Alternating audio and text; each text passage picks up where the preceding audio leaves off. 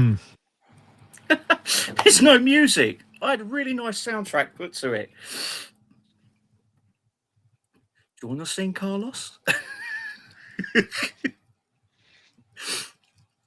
It's good watching all his Mm, best it action is. scenes. Oh, it is. And I'll put this together in about 10 minutes.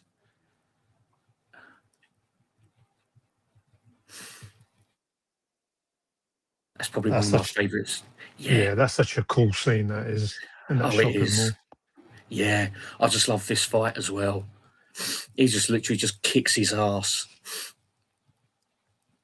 I tell you what, the first time I saw that, like when that came up, I just literally just went, Mm.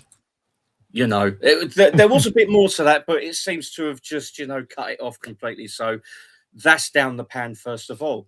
But anyway, welcome to this special live stream where we remember the action and martial arts legend Chuck Norris, who sadly passed away Mm. Friday, the 20th of March. And basically, being big action fans that we are, we're here to talk about his movies and our memories of the first time that we Chuck. watched his films. Yeah, Yeah. our memories of Chuck, watching his films, watching Walker Texas Ranger on TV, and you know.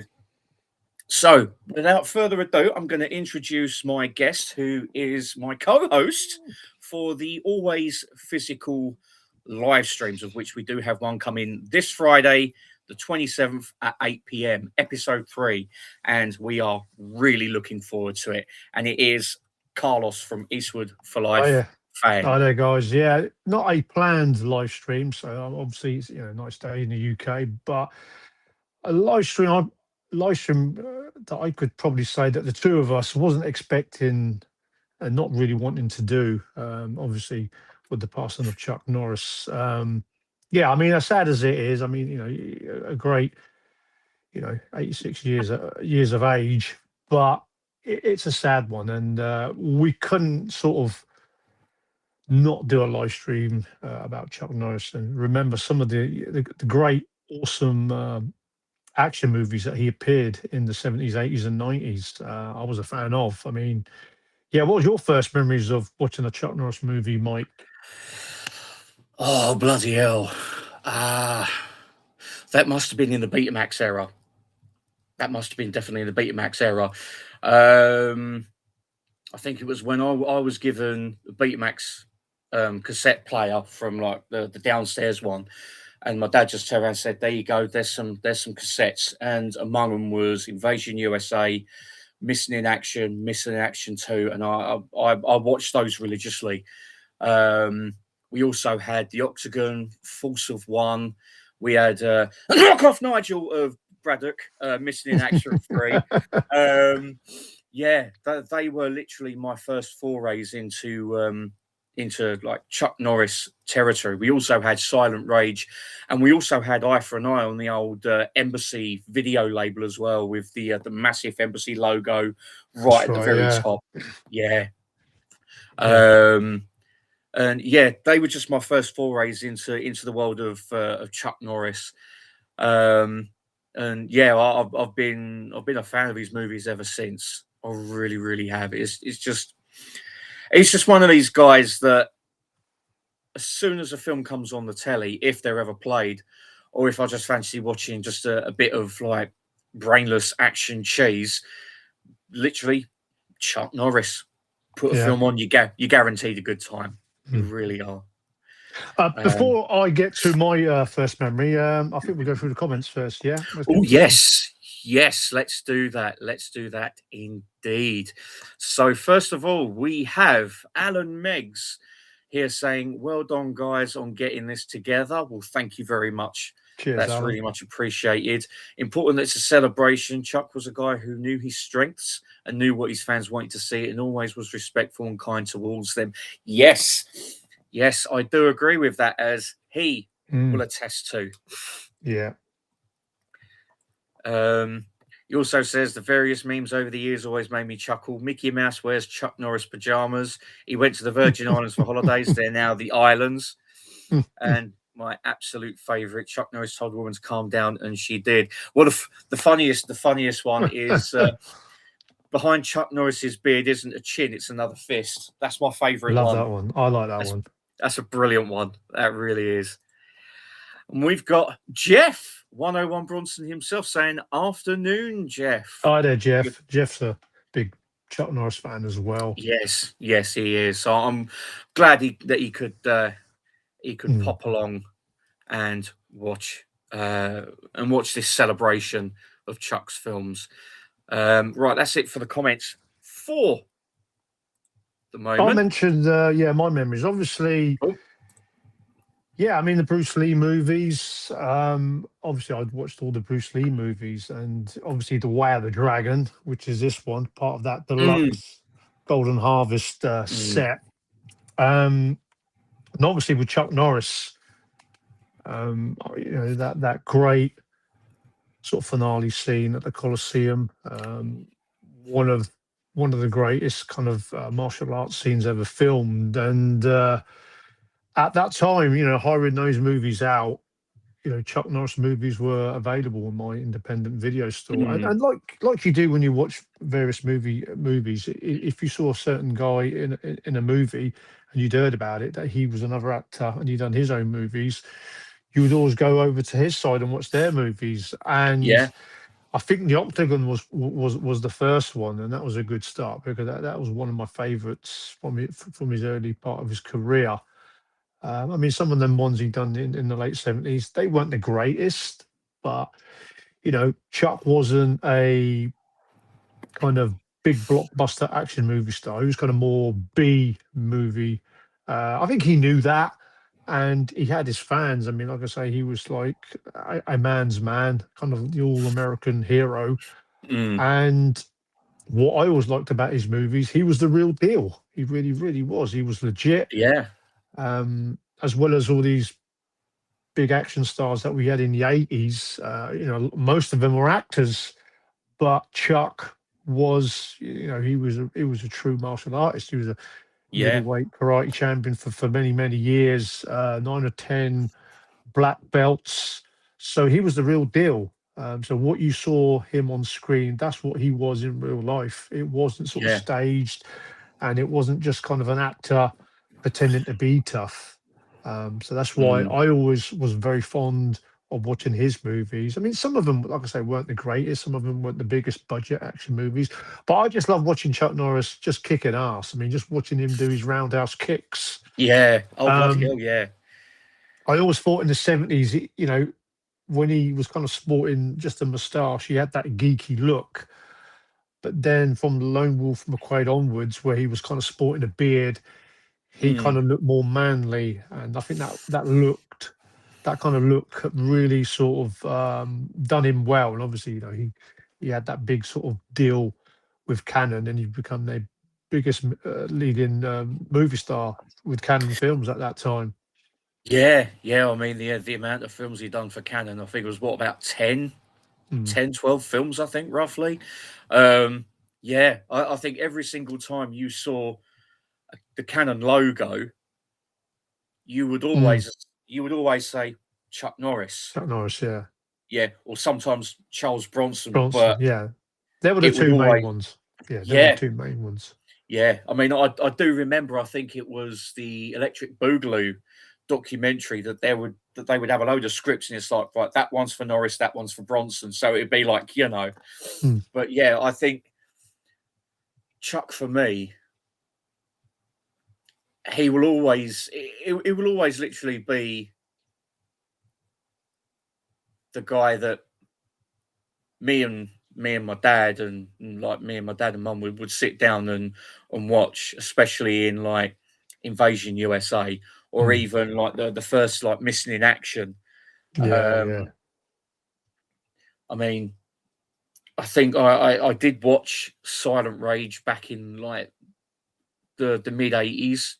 I mean, I was only about 4 or 5, but the thing is, I remember absolutely nothing about it, and that's why I thought, well, I'll pick it up, and I still need to watch it. But yeah, it's just that draw of what you see with him is what you get. So it's like, you just as I say, you just put his film on, and you know you're in for a damn good time. Mm. You know. So, are we Just, going through his career of movies? Sort of a little bit of info on each movie and what our yes, thoughts mate. are. And guys in the chat, share some of your Chuck Norris movie memories and some of your favourite films from his career, please. Yes, Please comment. please. Yeah, and even give top five Yeah. Chuck Norris films, or even top 5 Chuck Norris performances, or, Mm. or even how about top 5 Chuck Norris roundhouse kicks? Mm. You know, that'd be a pretty good one. Mm. You know, but yeah, please let us know. You know what films you like of his, as you know. I think there's people out there who would just think, yeah, I like that film. I like that film. That'll go in the top 5. It'd be really interesting to see, you know. So the first film we're going to talk about is his first on-screen role, I do believe, where he's actually credited, and it was Way the Dragon from 1972, starring and directed by Bruce Lee, Mm. where he plays Colt, and he's the right-hand man of Dean Jagger, I do believe. It's been ages Mm. since I've seen it. But the thing that sticks with me is just, it's a good film. I like it. But the fight at the Colosseum at the end, that is probably, that for me is one of the greatest fights I think Mm. you'll ever see. Yeah. You know, because Norris gives Lee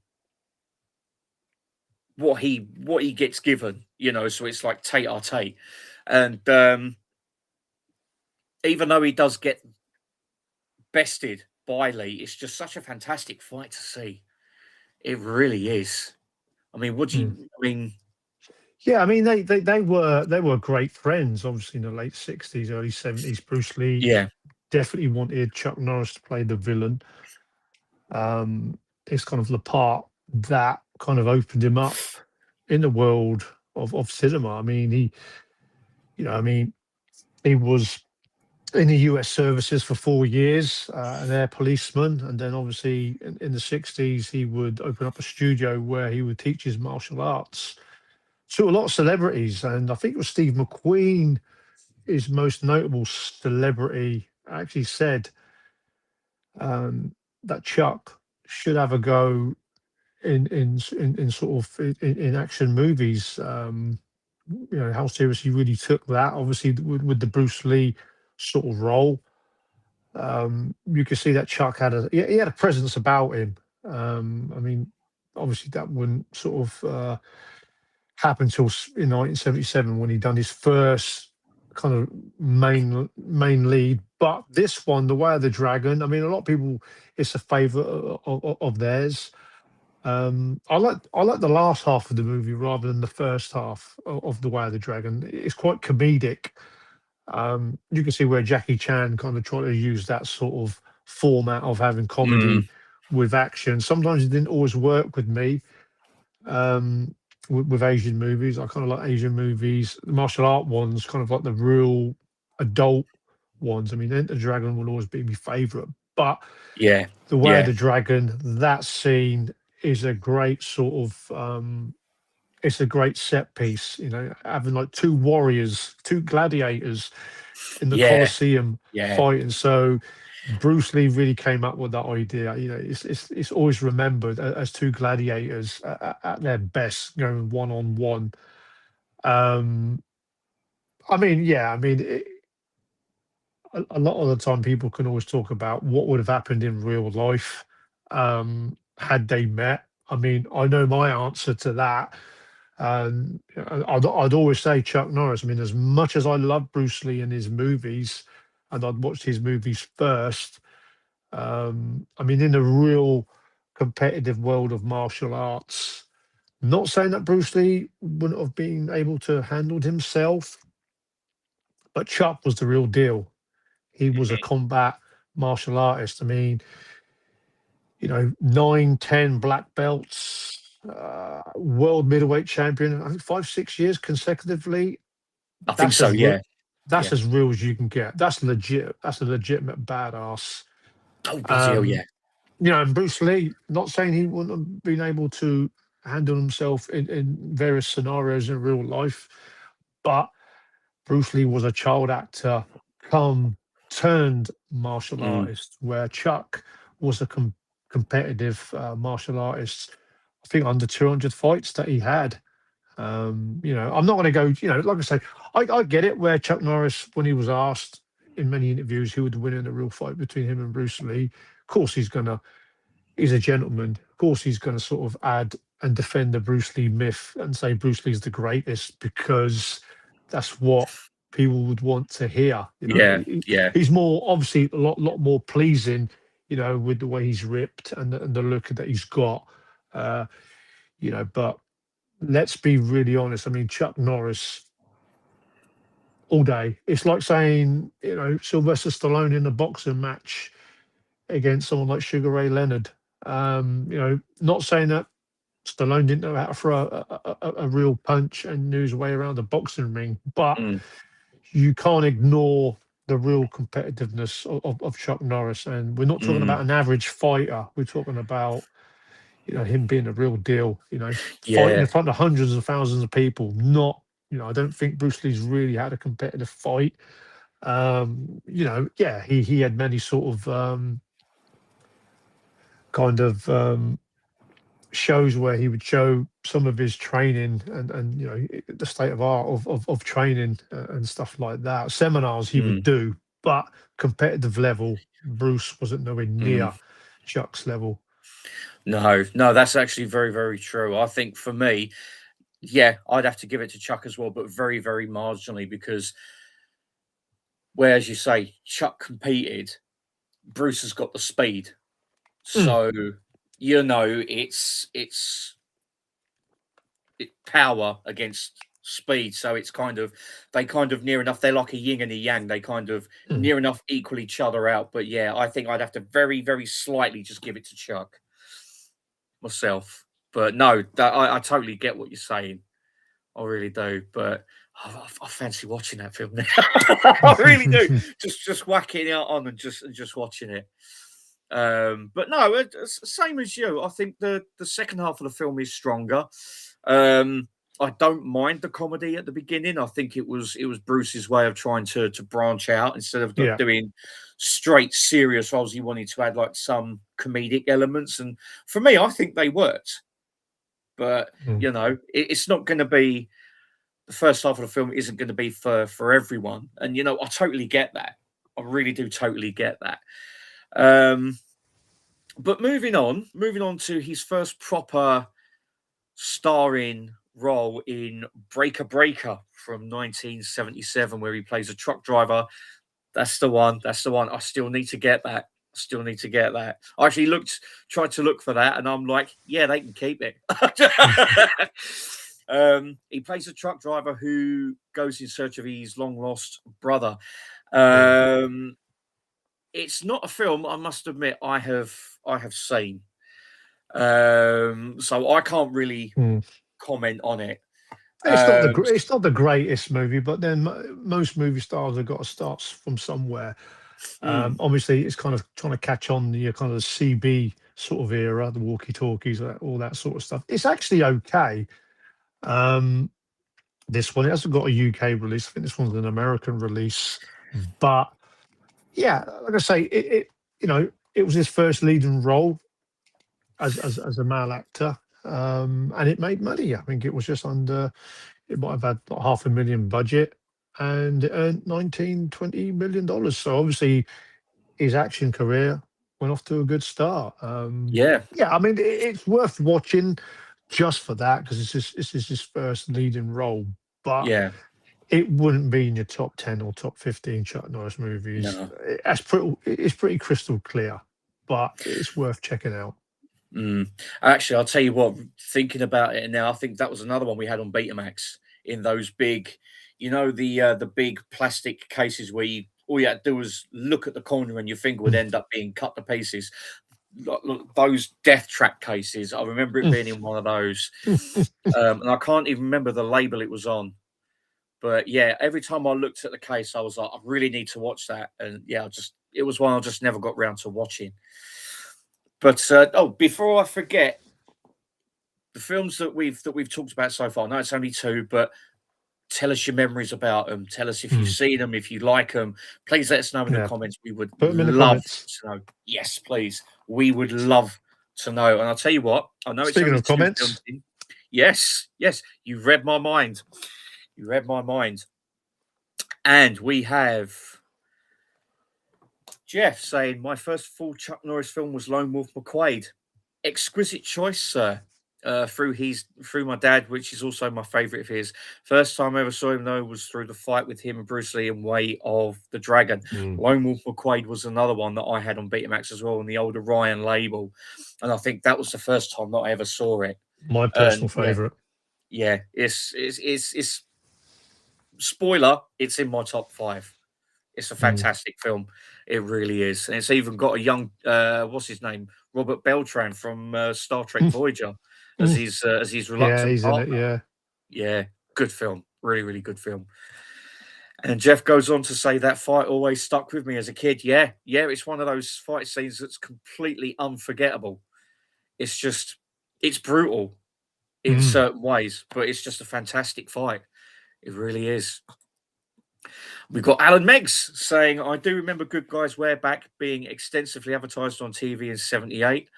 Lone Wolf McQuade, my favourite film, and Walker Texas Ranger, always enjoyable Sunday afternoon family viewing. Yes, we are going to get to Walker Texas Ranger, and we're also going to get to Lone Wolf McQuade in a minute, but some good picks there. And he says, a good baddie always enhances a film, but you always want to see them get their comeuppance. And once Chuck arrived on the screen, that was 100% guarantee. Yes, yeah. I have to agree with that. And Jeff has actually given us his top 5 as of now. 1, Lone Wolf McQuade. 2, Invasion USA. 3, Missing Action. 4, Delta Force. 5, Code of Silence.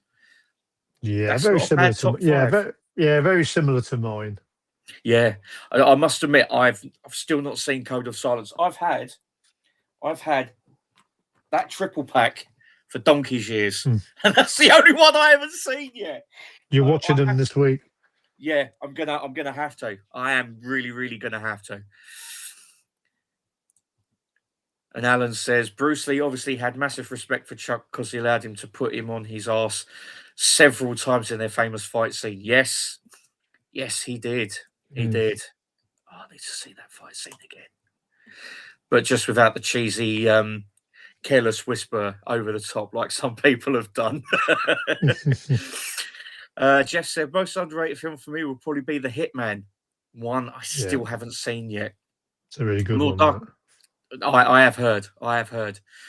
More darker film and role for Chuck, and a cool look with a hard target style mullet. Yeah, I've seen the front cover where he's got the shotgun.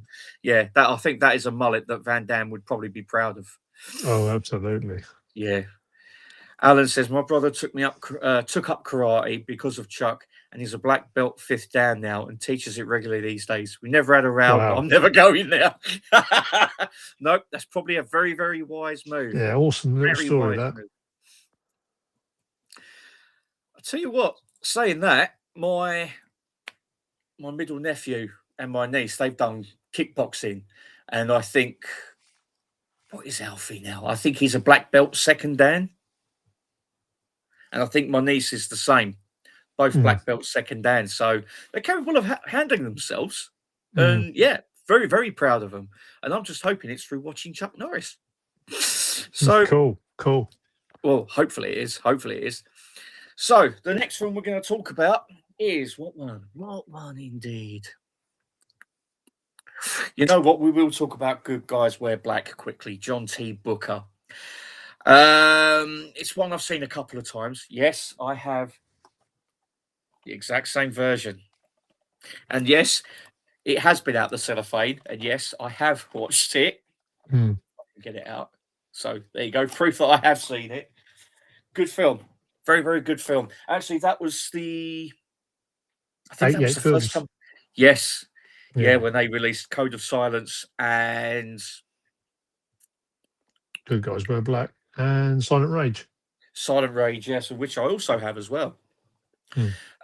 Yeah, good film. I think that's the film where I'm trying to think now. It's been ages since I've seen it. he's part of an old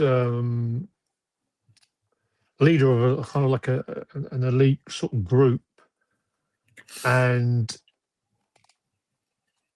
he's now um, his job is he's like a school teacher, and some of his kind of his comrades, they get bumped off, Yes, of course. and I remember it yeah, now. he kind Remember of it now. he kind of gets bumped off, and then he obviously finds out, he discovers to see what's going on. Mm, Um, it's probably my favourite one from that era of the late 70s. Like I say, you know, from 77 onwards. Cool stunt where he does that kick through the windscreen. I always remember him mm, for that, yeah. which I think he done part of that stunt, but not all of it. Because I think Chuck would sort of get involved in quite a bit of the stunt work. Mm, Um, and obviously, like the name of his character, was it John Booker? yeah. He Yeah. played. They used that name for his cameo role in Expendables 2. Yeah. He's known as Yeah. Booker, the Lone Wolf, which I thought was a really cool Yeah. idea for that. Yeah. But Nice, yeah, nice good. little nod. Nice little nod. Yeah, it was a nice little nod. I mean, it's not like I say again. It made money, but you know, Good Guys Wear Black. It's not sort of prime Chuck Norris. I mean, some of his better movies would come into the 80s. Yeah. Yeah. I have to agree with that. It's not one of his best, but when I've seen it, sorry about that. I had the notification come through. I forgot to put it on silent. There we are. Yeah, when I put it on, I had a lot of fun with it. It was a decent film, really decent film, and it's one that I'm glad to have in the collection. I'm glad that I've seen it. Um, I must admit it's not one that I would go to all the time, but if I'm Mm. fancying one of his early ones, I'll bung it on. But sticking with his early ones, we'll talk about A Force of One and The Octagon, doing both at the same time, I think. Mm. Um, talk about The Octagon first, because that's the one that I can remember. I can't remember much of A Force of One. Yeah, I mean, The Force of One, that wasn't one of my Yeah, favourites. Again, you know, I think that one made money, not as much as maybe the first two. I do yeah, have that, but yeah, like I say, I only brought a fair few from the collection.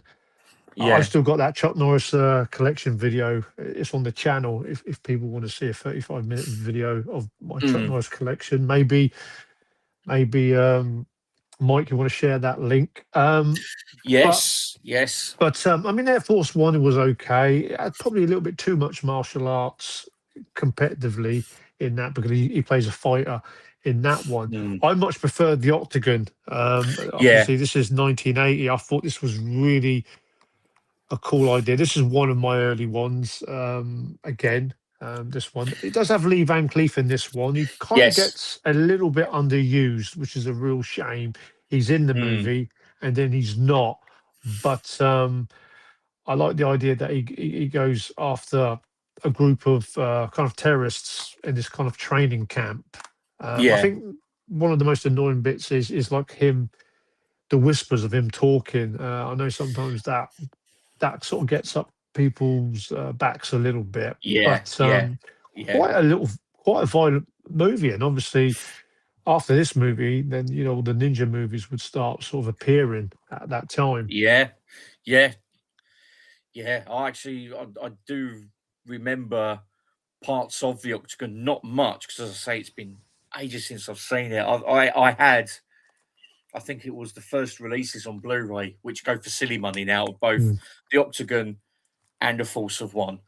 Um, but yeah, again, the Octagon was one I had on Betamax, and it was on the old VTC label with like the gold border and all that, mm. and yeah, with that exact artwork that you've got on your Blu-ray, and it's that artwork that I'll remember. That's just like proper old school hand drawn artwork, and it just looks absolutely amazing.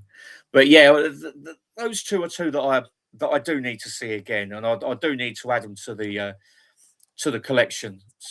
You know,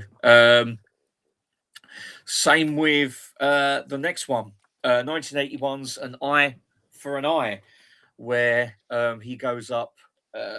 He tries to find his partner's killer, and it also stars Professor Toru Tanaka from The Running Man, and also James Hong, I do believe, or am I getting that mixed up with The Perfect Weapon? No, I think he is in it, and I do remember there's one bit where Professor Tanaka's like in the street, and there's this yellow Volkswagen Beetle, and I think he accidentally bumps into him, so he turns around and just lifts up the car with these two yeah, people in it, and yeah. they're shitting themselves. And he's like, that's probably one of my favourite bits of the and the fight on the boat. Oh my god, that fight on the boat was absolutely amazing.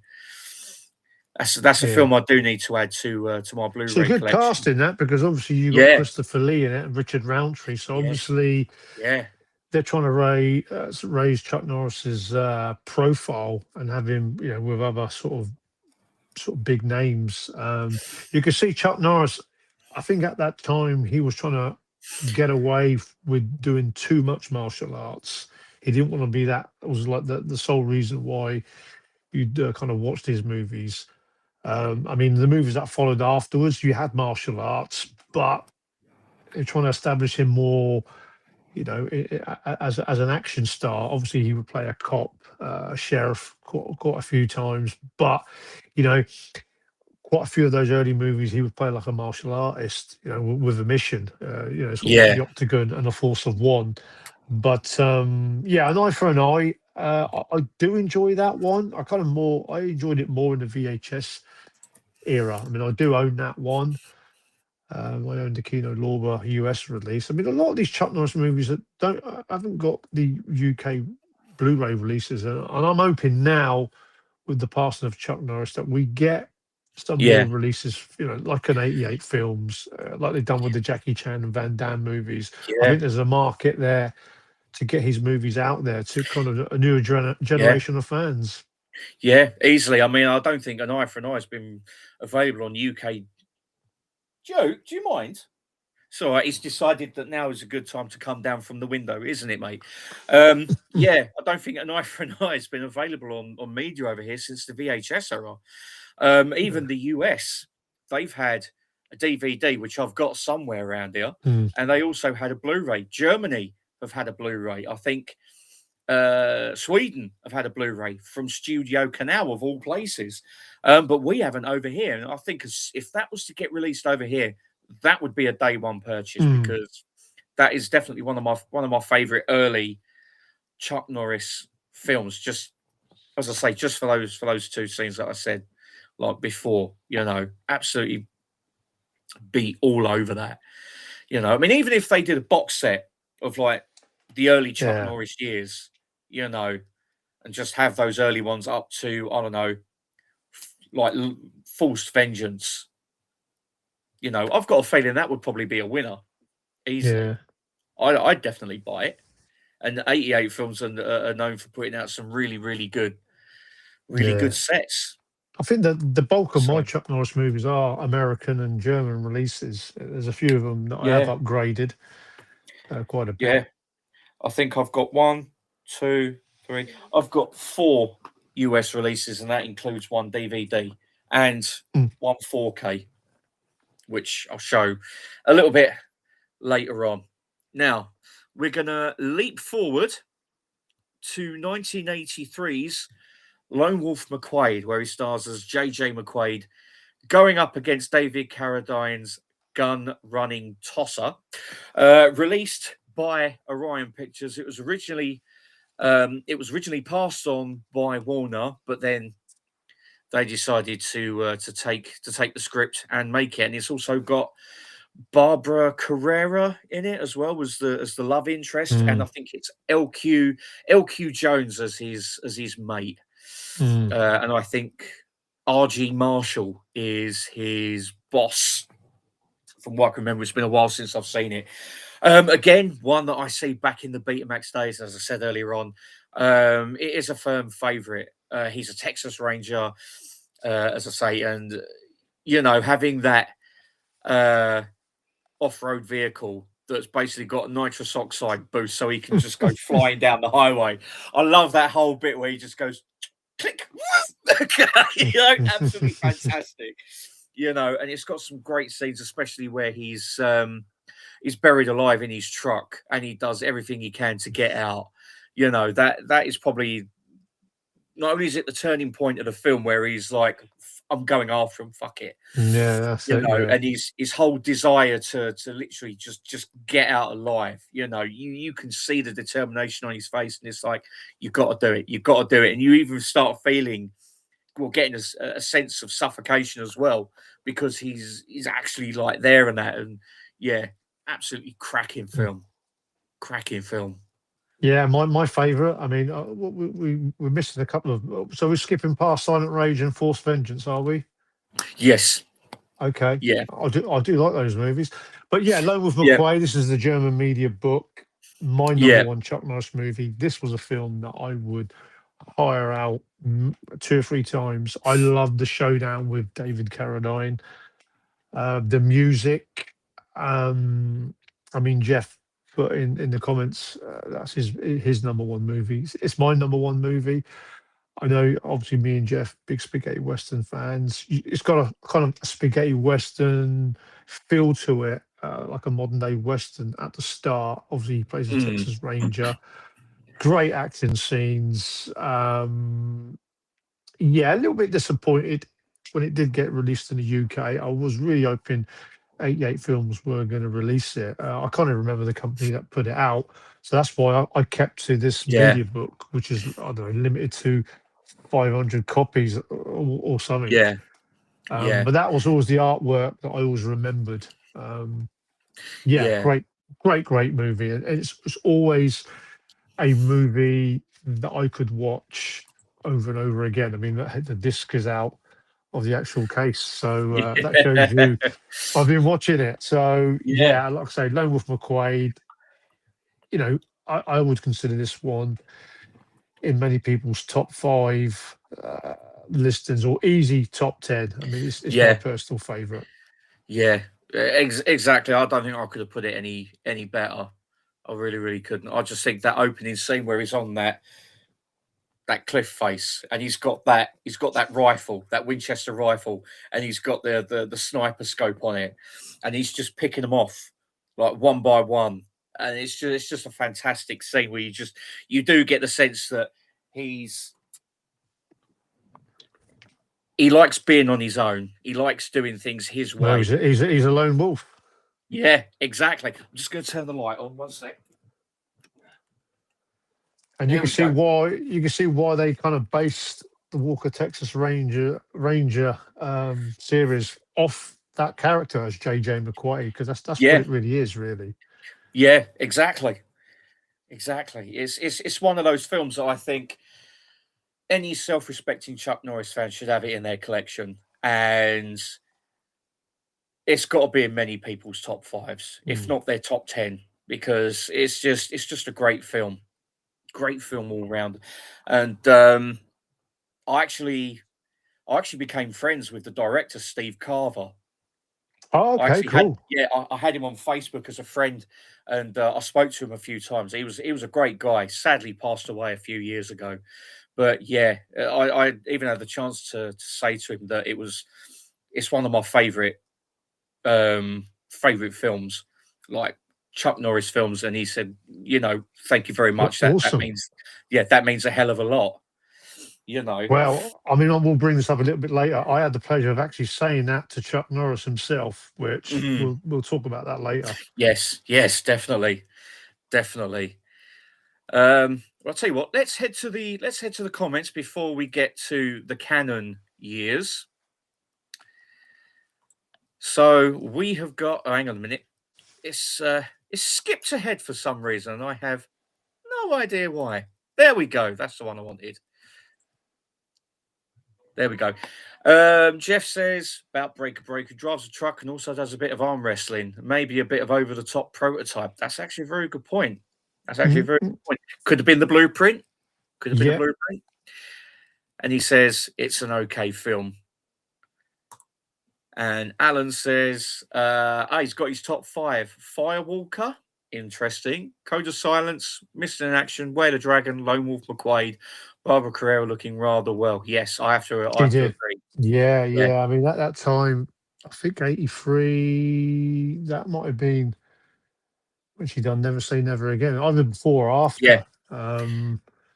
Good looking woman. So yeah, yeah, yeah. yeah. I've got a feeling that Lone Wolf McQuade's definitely going to be in, as I say, quite a few people's top fives. And Jeff says, and Christopher Lee as well in An Eye for an Eye. Yeah. Mm. And Richard Roundtree and Mako. No James Hong. Right. Okay. That's, yeah. Yeah, Mako, he was in that. Yeah, he's been in quite a few of his movies. Yeah, he has. He has. But I'll tell you what, saying about Mako, I can definitely not. It's not a Chuck Norris film, but definitely recommend Perfect Weapon because he's in that with. Can't remember his name. Jeff Speakman. Fantastic film. Okay, that's one I haven't seen. It's a fantastic film.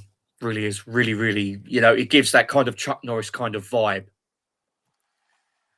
I'll say Really before does. we go to the canon, because I got to talk about these movies because I actually do one of these movies. Obviously, before Lone Wolf McQuade, we had Silent Rage, Yes. which Yes. Yeah. That's actually been bugging me that we should actually talk about that. because this movie, I mean, I watched it during the VHS days, and I thought it was an okay movie, but when I watched it and started getting some of the missing movies from his career, um, the premise of this movie, it's kind of like a little, it's got a little bit of horror elements in it. And it's Mm, basically Chuck Norris going up against a Michael Myers type murderer, yeah. where it was like a crazed murderer who kills his family. And then, doctors bring him back as kind of like an experiment. And Chuck goes after him again. So, it says obviously, Chuck up against the machine. This Yeah. one is a movie that has really probably just slightly outside my top five, but I think this one's really, really underrated, Silent Rage. And Yeah. it's the more times I watch Silent Rage, the more I like it. Obviously, he plays a ranger and a sheriff in this one. Chuck without his cowboy hat or sheriff's hat. It's like Chuck Norris without a beard. You just don't expect that. You know what I mean? It's kind of Yeah. it's Yeah. part of his makeup, really. The hat and the beard. But this one I always really enjoyed. Yeah. Silent Rage. I mean, Forced Vengeance, which has never had a Blu-ray Mm, release. Again, I think this yeah. one came out a couple of years ago. Might have Yeah. been Shout Factory. Shout Yeah. Factory. Yeah. Again, Shout this one would Factory. probably be just either in my top 10 or just under. This one kind of gives me kind of a kind of Hong Kong Enter the Dragon sort of vibe, where you see Mm, a fair bit of Hong Kong. Obviously, he's a security guard of a casino, and he goes up against a kind of like a Chinese Hong Kong sort of syndicate. Yeah, this one's a really good one as well. mm, It doesn't get much love, but yeah, yeah. Yeah. Silent Rage, yeah, great movie. Yeah, I must admit, I actually that was bugging me that I jumped over those. I shouldn't have done, so I do apologise about that. Yeah, False Vengeance again. We had that on Betamax, and I don't really remember much of it. But it's one that I keep trying to look for to get on Blu-ray, and every time I find a Mm, copy, it's like 35 quid, and I'm like, really? No, mm. no, There's no. actually So a few funny scenes where Chuck Norris is actually working the door, and a few people are trying to get in there. I ain't going to give it away, but Chuck, you expect some good comedy moments where he just kind of has these people, a couple of locks, and that's it. Yeah, quite underrated. Force Vengeance. Again, yeah. it's never had a UK release. That would be. I think that would definitely be one for 88 films. Mm, Definitely 88 films. I think that's definitely got to be in their kind of bracket. You know, I mean, seeing as though they've done Silent Rage, which was what, Columbia TriStar, Columbia Pictures. Sorry, Columbia Pictures. So, yeah, anything's possible. I mean, as you say, they now that actually he's did passed. set up for that. It was going to probably get a second movie, but I think Chuck wasn't. He wasn't actually pleased with the movie and how it kind of turned out. But for me, I always have a lot of fun watching it. Obviously, I think a lot of with Chuck's opponents in movies, it's a little bit, well, I mean, it's a little bit one-sided because Chuck's Mm. going to just mess them up. But in that one, obviously he's going up against a machine, Yeah. some sort of an experiment. Ron Silver's in it. It really adds to the movie as well. Like I say, in sort of watching our heroes, we don't want. Obviously, they are going to walk through the opposition pretty quick, but you've got to have a stern test now and again. Oh yeah, yeah. Otherwise, it'd just be the same old, same old. Yeah. You got to put them up against something that's shit. They're really going to do some damage to them. Are they going to come out with a face that looks like a cauliflower, or Mm. But in the end, they end up always turning the opponent into a mashed up jacket potato. So yeah, no, that's one I definitely do need to try and get hold of because, as I say, I'm certain I've seen it on Betamax because as I say, we had that, and I'm certain it was MGM UA that released it. I might be wrong because I know we had it on the X rental, the big X rental case. But yeah, I just wish that they would bring it out over here. I really, really do. So we'll do a couple more comments before we head to the canon years, and I actually had that up already, and I've got rid of it. I don't know what's the matter with me today. Jeff says, I really got to give Firewalker another watch. Been ages, wasn't overly keen on it at the time. We'll get to Firewalker in a bit, but I'll just say I didn't mind it at the time. Whoops. And Jeff also says, Eye for an Eye I have on Blu-ray from Germany. Yeah, it was released as a media book with a few covers. And there was one I was watching on Amazon and it was like under 30 quid. So I was like, right, I'll pick that up. Went to go back and get it and it had sold out. Always the way. Always the way. And Barbara, yeah, I'd have to agree with that. And he also says, Francesco De Masi score for Lone Wolf, composer who did many spaghetti western scores. So yeah, definitely has that feel to it. Yeah, I have to agree. It's definitely like a kind of obviously then a modern day western, as you said. Yeah, definitely has that feel. And he also says Jeff Speakman, yeah, Perfect Weapon is excellent. So let's go into the canon years. And the first film is actually the second film of the first two to be made, and that is Missing in Action, where he stars as Colonel James Braddock, basically tasked with going to see if there's any Vietnam vets still in captivity in Vietnam. And if that does seem a little bit similar, it's because it is quite similar to Rambo First Blood Part 2, but of course, it's Chuck Norris. He does what he does best. And this one definitely does star James Hong because I've seen this film so many times. That, yeah, he is in it as I think he's a colonel or a general. I'm certain he is. Yeah, he's one of them. Yeah. Yeah. And basically, he's part of a board that want him to confess to supposed war crimes.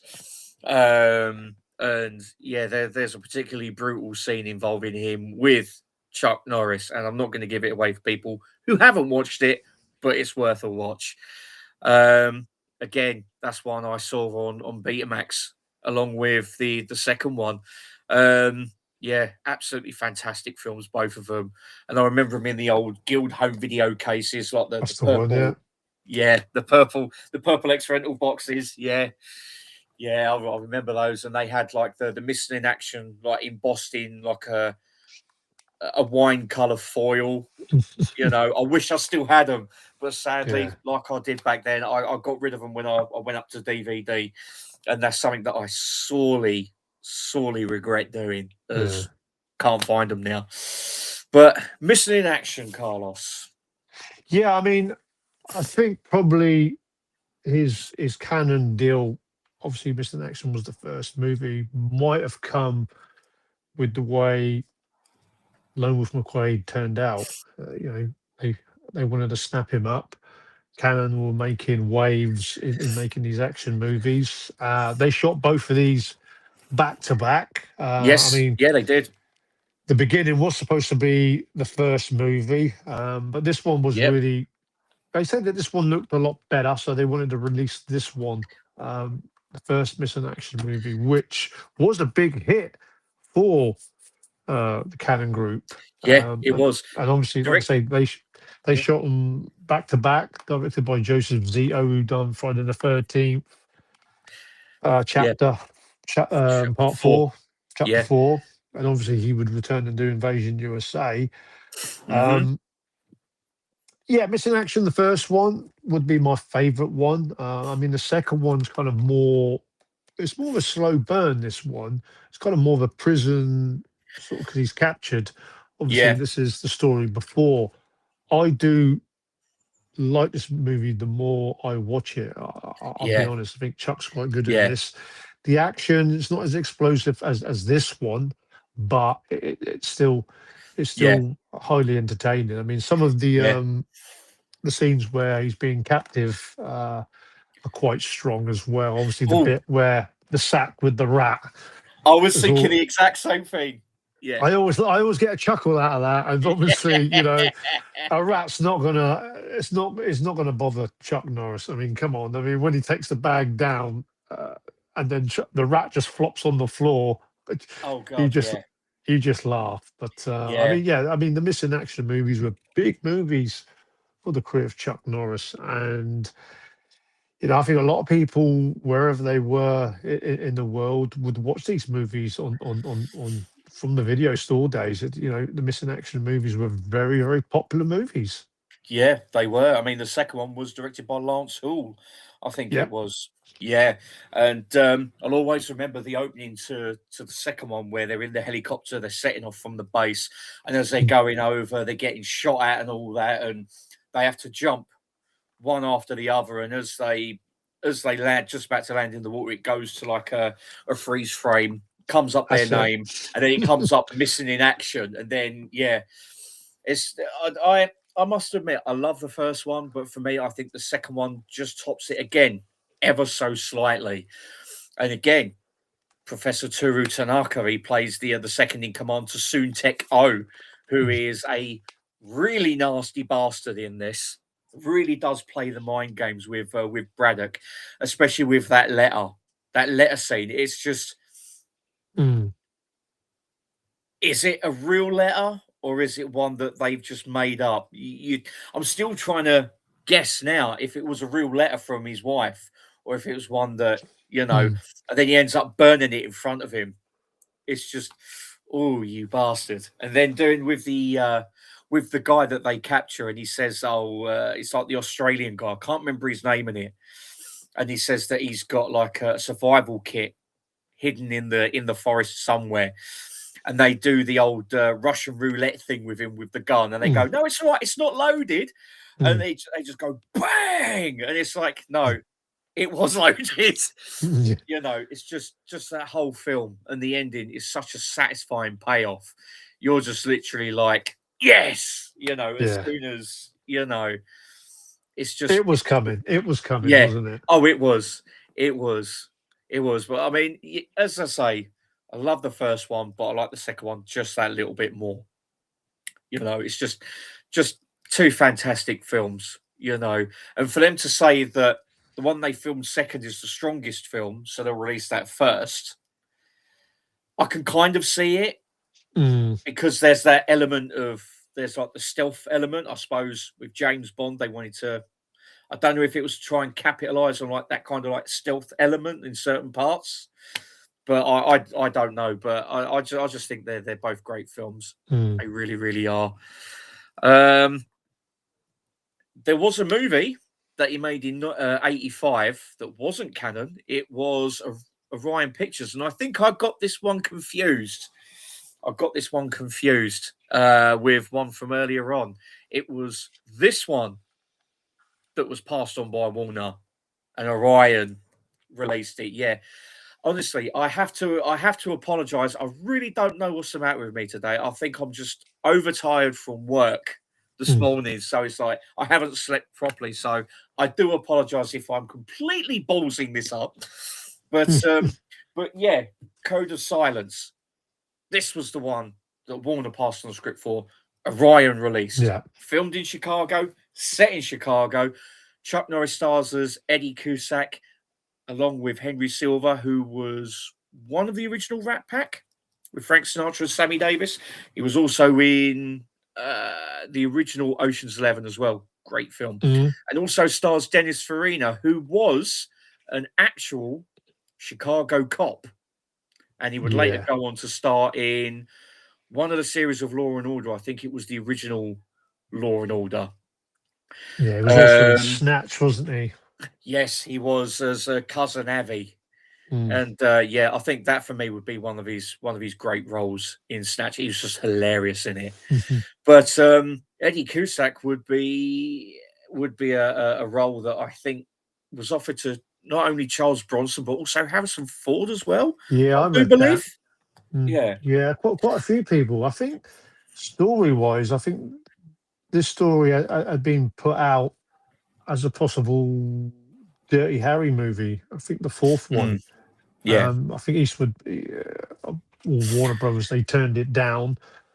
So this movie was kind of out there. Obviously, Chuck Norris took it. One of my favourites because I like the fact that Henry Silva, another great actor who would always play the villain in this movie. As kind of Chuck Norris goes up with against Henry Silva's gang. I like Dennis Farina. He's kind of not really used that well in this movie. I mean, I know a lot of people they're kind of mistaken this one as a canon film. It's not. It was with Orion Pictures, but the actions in this is really, really, really good. I think it's one of Chuck Norris's better movies. Yeah, like I say, it's a movie that I always recommend people to watch. I mean, he's got that look now. He's sporting the beard. As soon as you know that look seemed to sort of work well with him as soon as he signed up with Canon. But yeah, I mean, some great action scenes. I always get a bit of a chuckle where Chuck, obviously, he's kind of like a one-man army, but he uses that little sort of robot towards the end of the movie that goes up against the sort of the kind of the drug smuggling gang, the Colombians, and yeah, really, really good movie. Yeah, excellent. Again, I've had this for so long, and I still haven't watched Code of Silence yet. You'll enjoy it. You'll enjoy it. Yeah, I keep meaning to put it on because I do remember. I think it was the original poster. He's got the shotgun like that, hasn't he? Yeah, the original poster was that. That's it. That's the one. Yeah, that's the one that I'll always remember. Even on the, I think it was on the front of some VHS as well. But yeah, that's definitely one that I need to have a watch of. Saying that, the one that I have watched recently, and it's definitely in my top 5, and I think you know what one I'm going to say next. Yeah. Good old Invasion USA. Again, directed by Joseph Zito. And along with Chuck Norris, you had token bad guy Richard Lynch. Oh, he plays a great villain.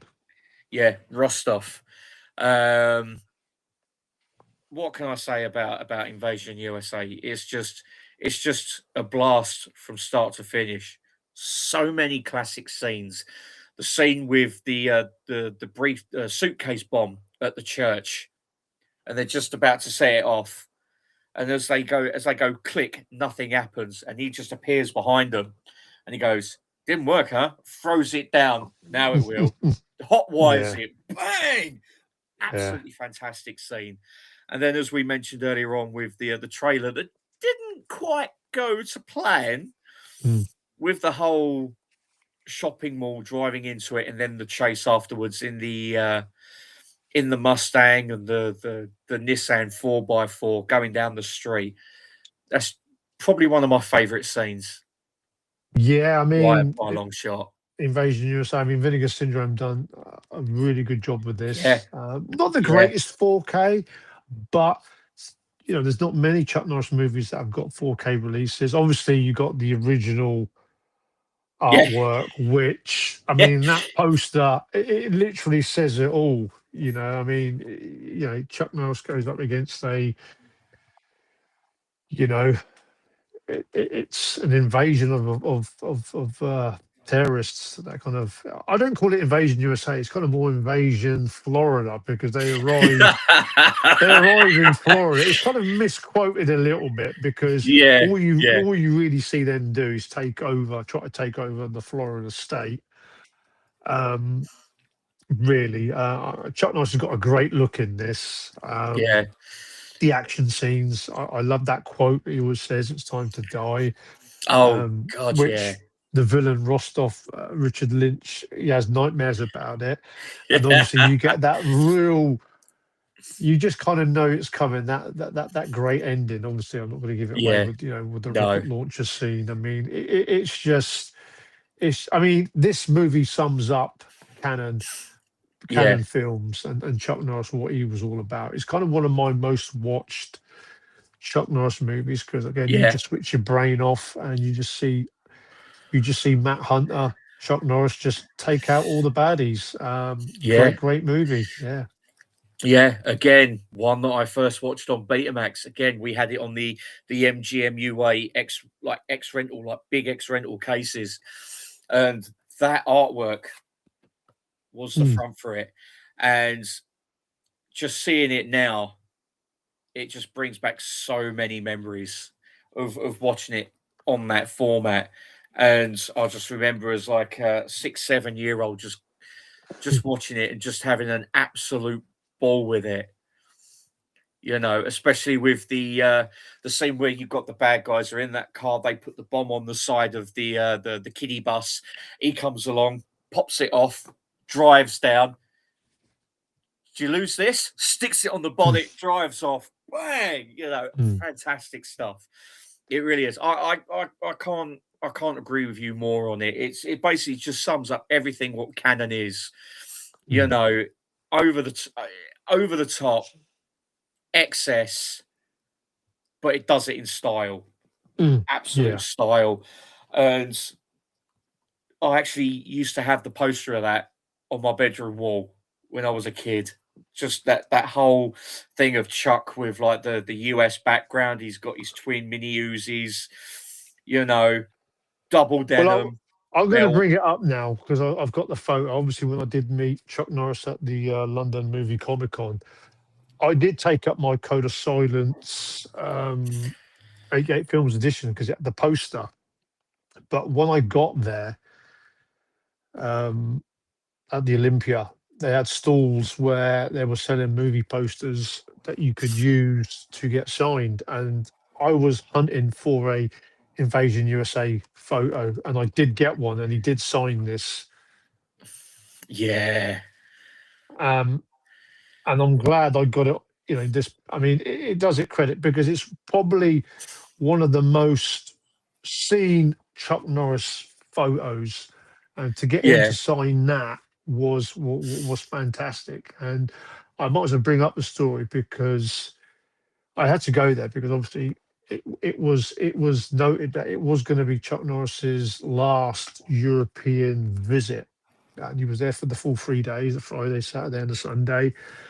And if anyone's gone to these movie comic cons, it's not always guaranteed that you're going to get a chance to speak to the stars because when you're in the queues, they do try to hurry you along. I mean, the photos, they're kind of slotted in online. You got to book those slots, but getting something signed, they try to hurry you along because you've got people queuing.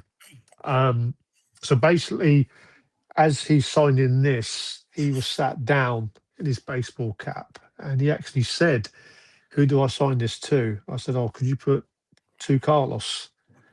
And this is a moment that I didn't expect because you don't know if you're going to get a chance to speak to a star, to a mm, movie star. And he actually put his lid on his pen, back on his pen. He actually stood up and he said, "Do you know, my real name is Carlos?" And as I said, "Well, as a fan, I do know, I do know that's your real name." And he said, "Oh, okay, you do know that." He said, "You know why they called me Chuck?" And I said, "No, no, I've never known why." And he said, "Well, when I was in the US forces, um, we had quite a few groups of Hispanics in my regiment." And he actually said, and a lot of, the Hispanic and the Latinos, Chuck, as you know, would be kind of a nickname for Carlos. So that's why they called him Chuck, and it kind of just sat with him for the rest of his career.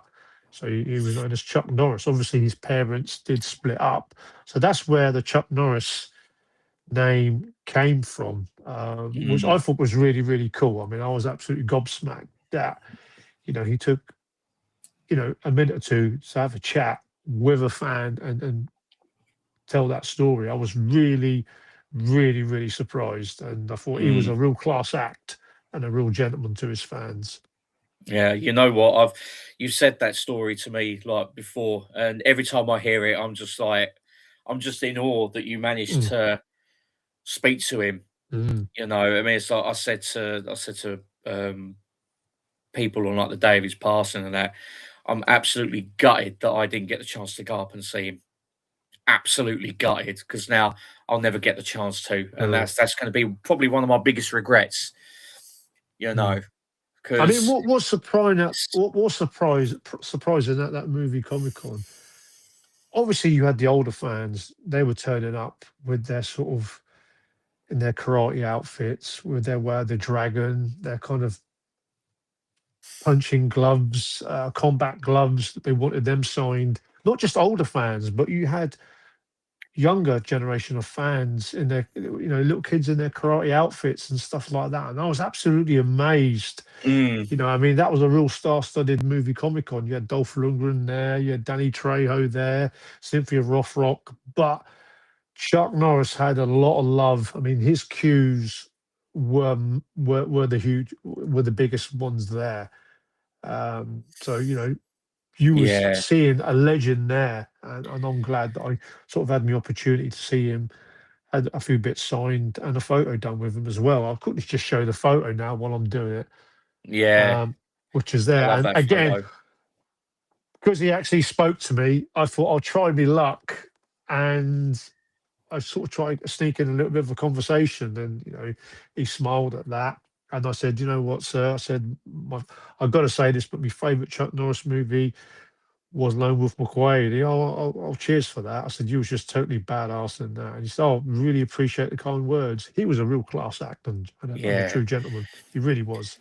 yeah, I must admit, I've seen like videos of him like online, and he's just such a gentleman, such a gentleman. And as I say, I'm absolutely gutted that I'll never get a chance to meet him now because I would have loved to have said to him that it's through my dad that I got into his films. I think if dad hadn't have had those films on Betamax and recorded off of Sky as well, where I was able to like watch them and that with him, Mm, would I have got into them? Probably, but not as much as I have.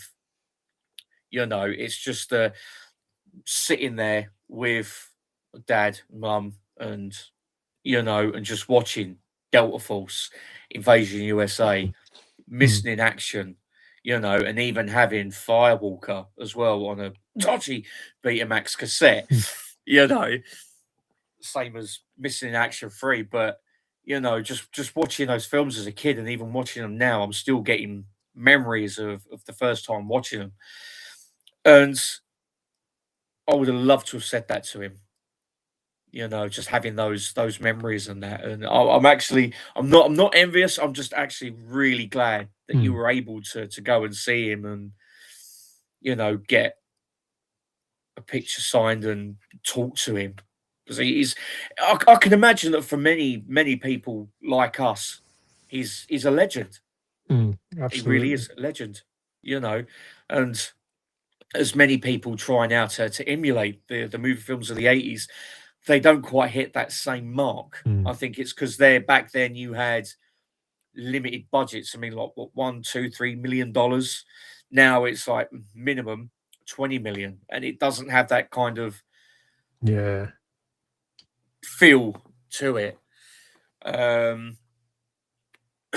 But before we get into 1986, let's have a couple more comments. We got Alan saying, only found out recently that Chuck turned down the role of Kreese in The Karate Kid. I didn't know that. Didn't know that whatsoever. So that's something new to me. And Jeff says, Force Vengeance is Warner, so I think maybe Warner, Arrow could possibly do that one at some point. Yeah, no, that's very true. Maybe Vinegar Syndrome, because if they're doing like some of the other Warner titles, that could be one of them as well. And that's hopefully, if so, one of the lovely slipcovers. Who knows? And Alan says, I did enjoy his cameo in Dodgeball. Yeah, that was brilliant. That was he was brilliant. On the panel, wasn't he? Yeah. He gives him the thumbs up and he goes, thank you, Chuck Norris. No, thank you. We've got Ivan Candido, 1973 here. Thank you very much for joining. Cheers for tuning in. He says, for us Gen X teenagers growing up at that time, they were our heroes. R.I.P. Great Master, and thank you so much for making the lives of millions a little better. Yeah, I couldn't have said it. Couldn't have said it better. Great comment. Yeah, I love that one. Thank you very much. But Jeff's saying, I preferred MIA2 the most for many years, and I still absolutely love it. Probably performance-wise, one of Chuck's best. Really love me some prison-type drama films. And he also says, Soontek O is one of my favourite villains in the Chuck movie, such a brutal and sadistic bastard. Yeah, exactly what we were saying. He played it really well. Yeah, loved playing the mind games with the prisoners. He was just such a bastard. Really was such a bastard. I have to agree with that. And he also says, Invasion USA is canon perfection. Can't say anything more about it. Just such a rewatchable, entertaining film. Yeah, it is. It really, really is. And just the opening with him and I can't remember his name, the one who plays John Eagle, and he says about, do you want to come over for dinner tonight? And he's got a jar of frogs, and he goes, I've got some live ones, boiled, steamed, your choice. God, I'm sick of frogs. Just that whole bit is just hilarious. I love it. It's just it adds a little bit of humanity to it, where you can tell that they're old friends for such good friends for a long time, you know. And Jeff says that needs to be framed, Carlos. Excellent stuff, my friend. Yes, that does. That needs to be framed. Yeah, I'm going to try and get it on the back wall there. Yeah, that'd be pretty awesome. That really, really would be awesome. And Alan said, what a wonderful special memory to have of Chuck, Carlos. Jeff is right. You need to put that in put that photo in a nice frame. And he also says that you're a pretty class act yourself, Carlos. Yeah, I have to agree with that. Cheers. Agree with that, mate. Cheers, Alan. And that is the last comment for a while.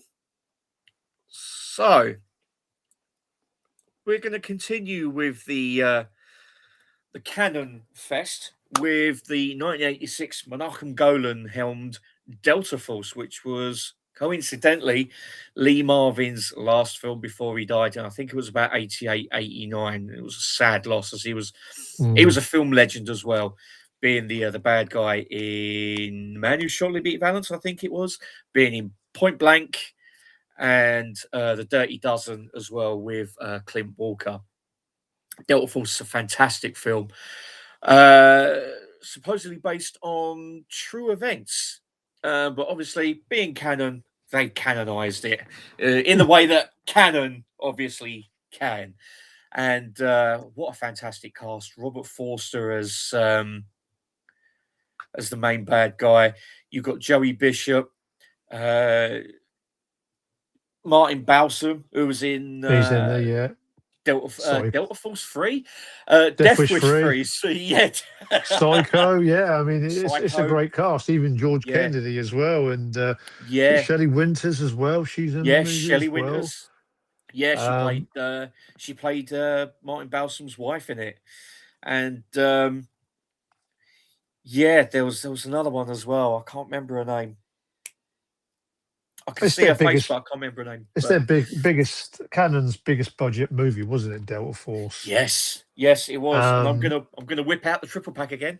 mm, yeah, I mean, they did release this in the US on 4K, but it didn't come with many special features. That's why I've still Mm, kept this edition. I'm just yeah, hoping that this might get a 4K on our own because they do have a habit of upgrading their titles. yeah, Yeah, I mean, this one, it was rumored that Charles Bronson was going to come on board with Chuck Norris because you don't see Chuck Norris for the first sort of half an hour of the movie.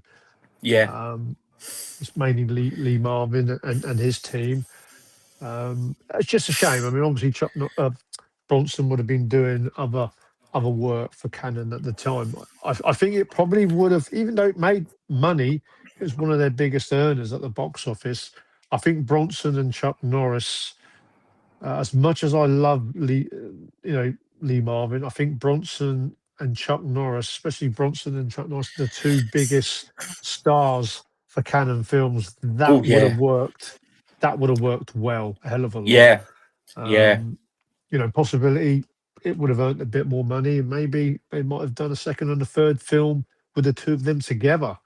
yeah, Um, I mean, there was possibilities. I mean, Canon were really on fire with Invasion USA and the Missing Action movies, and this one. Um, the only thing I'll say, I mean, the theme. A lot of fans of Chuck Norris, they kind of they love the theme. It's cheesy, it's typical 80s, yeah, but Dan, yeah. it does get overplayed in this kind of near 2.5 hour movie. Funnily enough, you say that. I've got the laser disc of it, and I've put it on like to watch it with Jen. Last time I was in the States, she said exactly the same thing. She said, "I hope they don't play that damn theme again." And lo and behold, they did. Oh, for Yeah, fuck's sake! But she said that she liked the film, but that kind of spoiled it. I yeah. do like. I do get what you mean, though. I do. I like the theme, but yeah, it gets used way too much. I think it's because it was Alan Silvestri, and I suppose having like a composer Yeah, who just done Back to the Future, you know, bringing him on board. they were really hammering that theme in the movie, Oh, though, weren't they?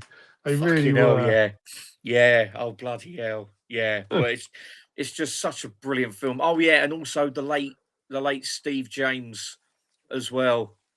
Yeah, Uh, yeah, he was fantastic in yeah. this. I think he You was a little know, bit underused in the movie as well. yeah, he was. He was. It was kind of like, what's his name? William Wallace, I think his name is. He played. What's his name in it? I can't remember his name in it now. That's gonna bug me till Kingdom Come. He basically plays his right hand guy when they're doing the scoping out of where they're hiding the fucking hell! I'll tell you what, my mind is it's melted. It really has melted. The captives. There we go. Yeah, Where they're scoping out where the captives are, and you've got them two together, and that whole sequence of like the gunfight with like the van and that, where it's again the theme is played throughout that whole scene. And while it does add to it, you just think, oh, for fuck's sake, not yeah. again. It does go on and on and on and on. Oh Christ, yeah, it really does. But again, it was one of those films that I remember watching with me dad. He recorded it off of Sky Movies when we first got Sky, and that they played Invasion USA. We had them on the same tape, so I'd watch them back to back. And I think that the Delta Force again is one of Cannon's best films. Obviously, my favourite Cannon film is going to be Life Force, but it's not going to be because of Mathilda May's two best friends. But but no, the Delta Force for me, it's peak Cannon. Yeah, They had a bit more money to play with. Again, basing it on a true story, and also I think it was based on one of their earlier films as well. When I think before they bought Canon, Operation Thunderbolt with Sybil Danner. I think Klaus Kinski was in it. Okay. Same kind of thing, but I think it was called Operation Thunderbolt. And little piece of little known trivia. Apparently, the second in the Operation Wolf games, Operation Thunderbolt, is based on that film. Oh, okay. Supposedly. I haven't seen that one. I gotta say, I haven't seen that one. Yeah, no, I haven't seen it either, but it's in the Electric Boogaloo documentary. I think they played like a few seconds of clips of it. I have got the documentary. Yeah, it's a great documentary. Yeah, it is, really is. And it is worth watching. If anyone loves Canon films, that is worth picking up. It's actually on YouTube. I'm pretty sure it's on YouTube. I mean, I've got the German Blu-ray of it. Yeah, it's the same one that I've got. Yeah, it's a live entertainment, isn't it? I think they released it in Germany. Yeah, but yeah, Delta Force is definitely it's one of those go-to. It's one of those go-to films. It's quite a rare film for Canon where it actually goes over 2 hours long. It's like 2 hours 5, 2 hours 10. And normally for a Canon film, it's like an hour and a half, hour and 40 minutes. So for them to think, oh, fuck it, do over 2 hours, but it packs a lot of story in, packs a hell of a lot of action in. And then when you see like all the troops come round the corner in like their jeeps and on foot and all that, and you've got him and Steve James with the RPGs, and they're just firing at them, and then they just both get on their motorcycles and ride off. It's just such a fantastic thing. And again, playing that fucking theme, it really does. It does really stay. It really does stay in your head, even an hour after the movie you've watched it. You know. Yeah, you're just whistling it constantly, and you think, for fuck's sake. But yeah, brilliant film. And also, apparently, Liam Neeson's in it, uncredited. Is he? Yeah, oh, okay. you know when they're in like the cotton fields and they're trying to like clip the fence down and that. Apparently, he plays one of the Delta Force members in that field. Damn. Oh. I think so. Anyway, I'm gonna have to watch it just to see if he's there. I don't know if it's true or not, but yeah, it's an uncredited. I think it's uncredited. Never heard that. Okay. But yeah. So you can say that Liam Neeson is a Canon star.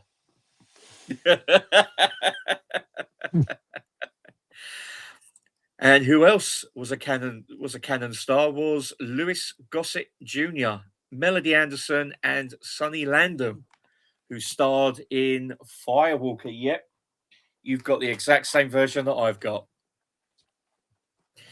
Not one of my favourites, but I can understand where Canon were kind of going. Obviously, with the Indiana Jones movies, they were box office hits. So they were kind of trying to go for kind of more family-orientated action movies, action and adventure. I know they tried it with Richard Chamberlain in the King Solomon's Mines, Quatermass movies, which was that before Firewalker or at the same time? I think the first one was 84, which was King Solomon's Mines. And I think Alan Quatermain was 86. So this might be in 85. I think this was 86. So yeah, you could see they were trying to tap into that sort of action and adventure sort of genre. Yeah, 86. 86. It says it on the spine. So yeah, it was around about the same time as Alan Quatermain and the City of Gold. Yeah, I mean it's light-hearted. I mean they're trying to get Chuck Norris in more of a light-hearted role. Yeah. I like Lou Gossett Jr. Obviously, you know, he won the Academy Award for An Officer and a Gentleman. He was fantastic in that. He was also fantastic in Iron Eagle. They do actually pair up quite well. They, you know, the rapport between the two of them are quite well. Some of the jokes are not the greatest, but it did have potential. I think maybe the script and some of the screenplay for me wasn't the greatest. It's an okay movie. Yeah. So I'm trying to see you. Robert Gosnell done the screenplay. So I've never heard of him, but no, I have to agree with that. Some of the jokes don't land. I think Melody Anderson, she was great in Flash Gordon. In this, she comes across as a little bit wooden, Yeah. you know. But yeah, I have to agree that Norris and Gossett Jr. they both pair off really, really well. You know, I mean, I remember Gossett Jr. from Enemy Mine, where he played That one as well, yeah. Jeriba. Yeah, fantastic in that.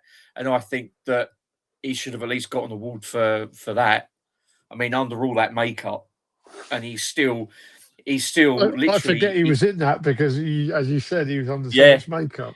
yeah, I know, but it's just he's one of the best things about that film. I mean, Dennis Quaid's great in it, just moving off, but he's just fantastic in that film, playing an alien, Mm. and he does bring something to this film, and as you say, they bounce off each other really well.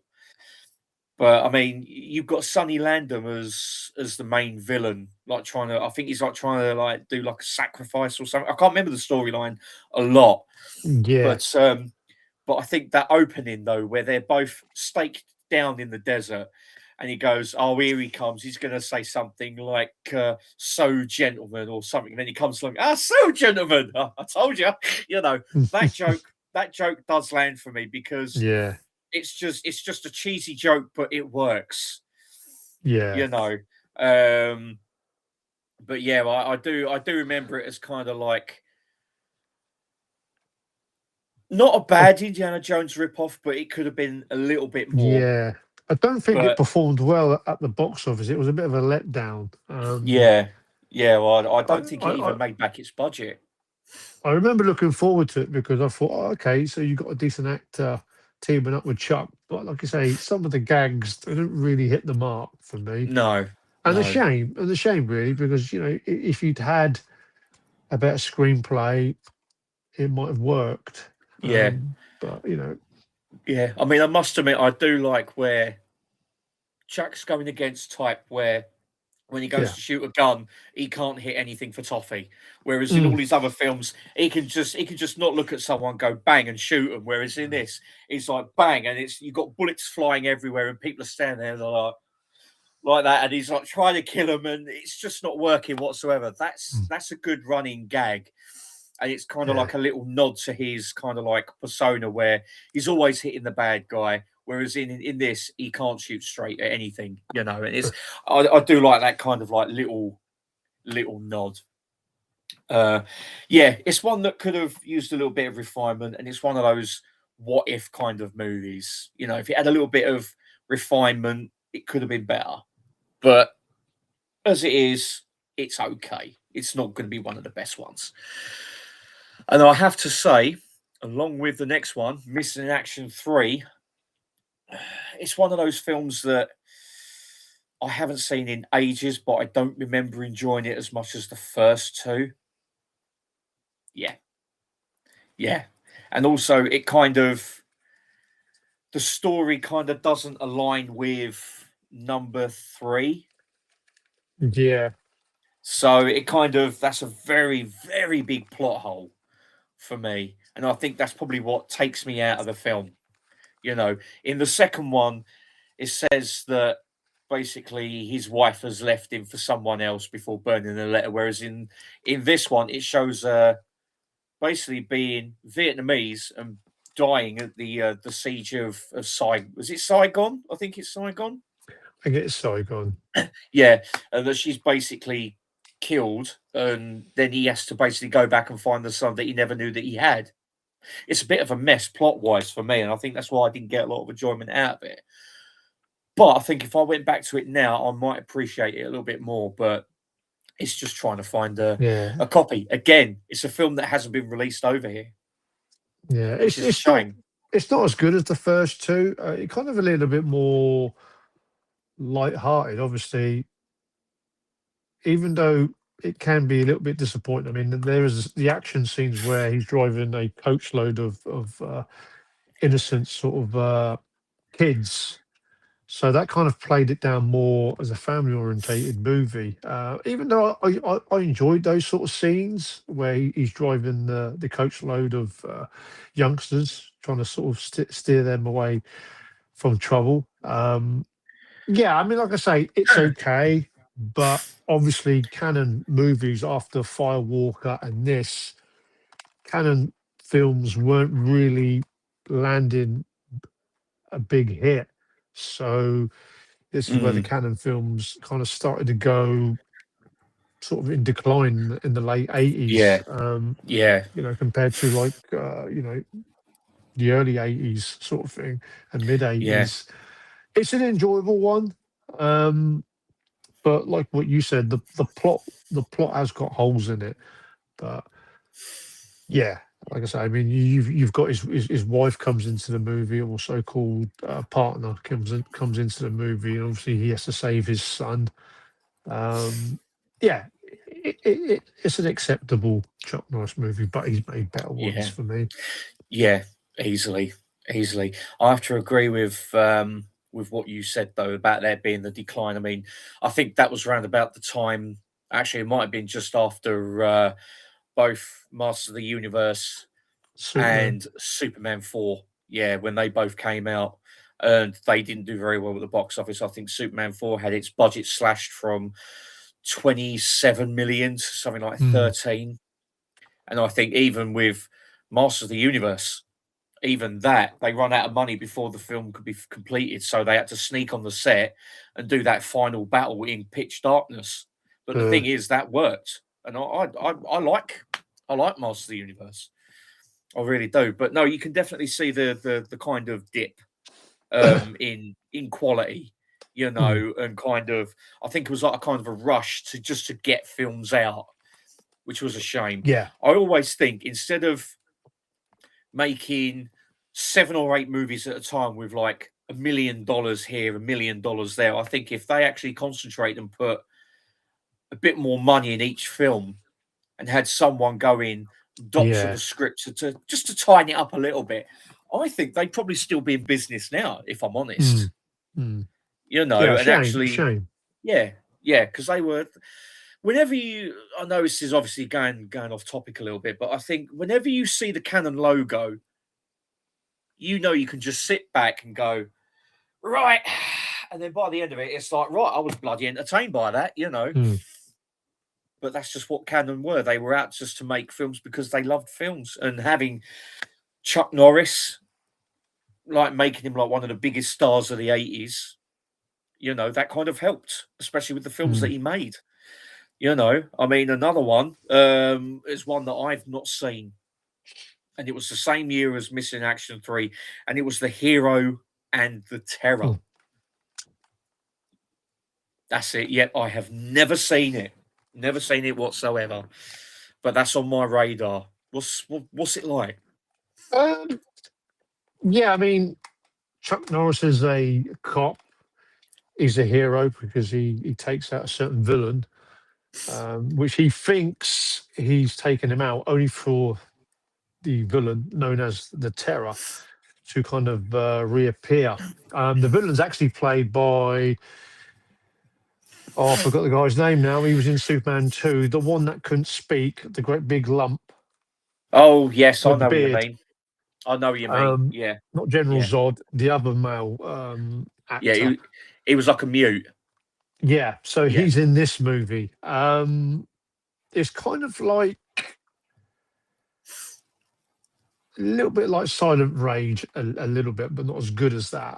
Obviously, the Terror, he hides out in this kind of derelict. I mean, it's like a derelict cinema, and Chuck has to kind of track him down. It's a decent movie. It's one that I liked a lot more during the VHS days. During watching a few more rewatches, it's kind of gone down a little bit because this one's a Mm, little bit slower paced. It's quite evident and pretty clear that Chuck's not doing a whole lot of martial arts in his movies at this point. But it's a good fight scene towards the end of the movie. But yeah, I mean, yeah. like I say, if one's a big Chuck Norris fan, Hero and a Terror, this is on the Kino Lorber one. It's never been released here in the UK. Mm. It's a worthy one, but it's not top 10 for me. Okay. That, funnily enough, that was going to be my next question. What label released it? So I'm glad you said that. Mm, So, but that's another one that I might have to keep on my watch list. Because again, I do want to see it. I missed it literally at that time. I can't remember. I can't remember what had happened to me at that time because I think mm, I kind of drifted away from certain canon films. Um, but then when the next one comes in, which is Delta Force 2, codenamed The Colombian Connection, when that came in, I think that was on telly around about 92. I think it mm, was. And again, we recorded it off of telly, and that was my first foray watching it.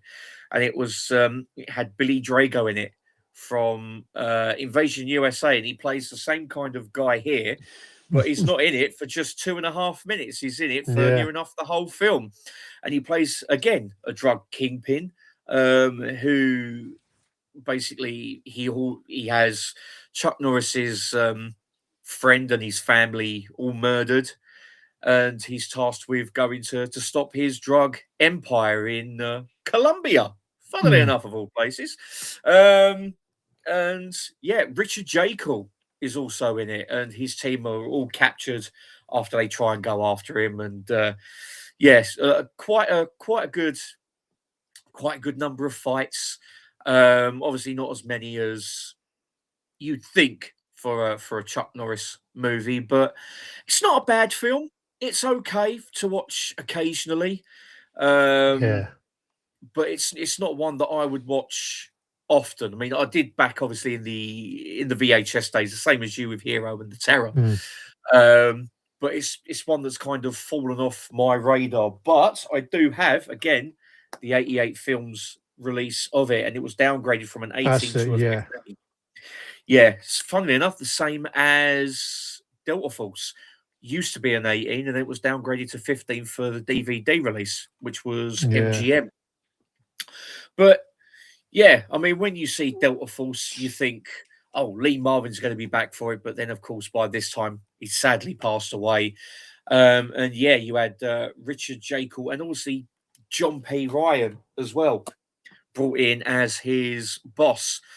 And for some reason, he plays most of his scenes over the top. I Yeah. don't know if It's you not. found It's that. not. I do remember really looking forward to Delta Force 2, obviously because the first one was such a big hit for Canon. Yeah, It's pretty clear when you watch the movie. It's not a big budget. It's quite. It's a lot small. I think it's only a couple of million yeah, budget on that one. And obviously, with Lee Marvin had passed away, you'd maybe thought they'd try a little bit harder to get Bronson or a big name side by side. But like I say, Cannon was struggling big time. You know, you can see by the cast in the movie. I mean, people sometimes yeah, label it more of as a TV movie because it's not fantastically shot. I mean, you see the yeah, first Delta Force movie. You get a array of stars in there. It's disappointing. It's okay to watch. Like I say, if you're a Chuck Norris fan, yeah, it's one that you'd want to watch. But it's not one of my favorites. I mean, the third movie, I didn't even bother. I mean, Chuck wouldn't be no, in that one. I mean, his son was actually in that one. I do remember that. That's Mike Norris or And something, wasn't it? yeah, Mm, I didn't really bother with that. Delta Force was Chuck Norris. yeah, Um, so yeah, it's kind of disappointing. Obviously, like I say, this is like the decline in canon. Like yeah, you said, they were trying to conquer the world with too many movie projects, and they were reeling from the disaster of the He-Man and the Superman 4 movie, which they were banking on being a worldwide hit. yeah, Obviously not, yeah. I mean, it's the but same with Life Force as well. I think that was when that came out. That was one of their biggest budgeted films. I think that mhm, was something like 24 million, and even that mm, failed to recoup it. But the thing is, I think that was when it started to turn a little bit. I think they, instead of doing it gradual, building up their portfolio gradually Yeah. with like maybe increasing the budgets instead of going from like 2 million to 24, do 2 to 5 to 10 to 12, build it up gradually like that.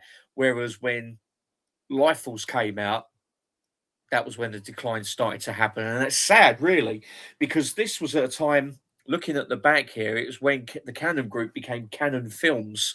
And this was when Menachem Golan had left, formed 21st Century, and it became Globus Pierce. Christopher Yeah. Pierce came on board as the kind of Menachem Golan. Because Christopher Pierce used to be in charge of production. It says it at the end of, I think it was Invasion USA, and he came on board and was like the partner kind of thing. But in that, as we said, at that time, the decline had already started, and sadly, it could only go downhill from there. And it's a shame, really, because Delta Force 2 again is a case of what could have What if? been. You know, it's still a good film to watch, but it's not Delta Force. No. It's, there's just something about it. As you say, quite rightly, it feels like a TV film directed by Aaron Norris, his brother. It doesn't have that kind of movie feel to it. I think if they'd have done it as like a Canon TV film, I think maybe that probably would have worked better. But, I suppose by that time, sad, really, really, really is sad. I mean, even going on to the next one, The Hitman from 1991, that was another Canon Films production. Yeah, again, that's one that I missed out on first time round, and I still haven't seen it yet.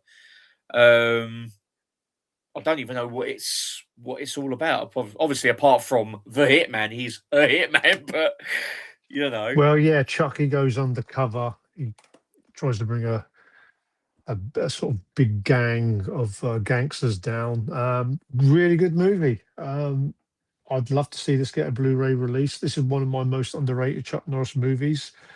okay, This is the US DVD. I'm pretty sure it's out there on Germany. yeah, But yeah, basically he's doing an undercover operation, and basically his partner, he's dirty, and he actually leaves Chuck Norris for dead, only for Chuck Norris to return, and he wants to go after him because his former cop partner now becomes a gangster. A really good film. It's one that I really, really rate. okay, It's low budget, but a lot of the action scenes are pretty cool. Chuck kind of sports a different look with the mullet, the long trench coat, the shotgun. It looks well. It really does look well. I really yeah. enjoyed this one. Very, very underrated. Yeah, that's another one that I keep trying to get hold of, but it's like the prices are absolutely stupid. So hopefully, at some point in the future, I'll just pick up the Yeah. DVD and give it a go until someone like, as I say, 88 Films, maybe Arrow or even Or Vinegar 101. If Syndrome. yeah, Vinegar Vinegar Syndrome would be Syndrome. a good one. Yeah, yeah. If they bring it out, then I'll pick it up because I want to try and watch some of the Chuck Norris films that I missed out on last time. I mean, this But was before, it was low budget, and I think it went straight to yeah. DVD.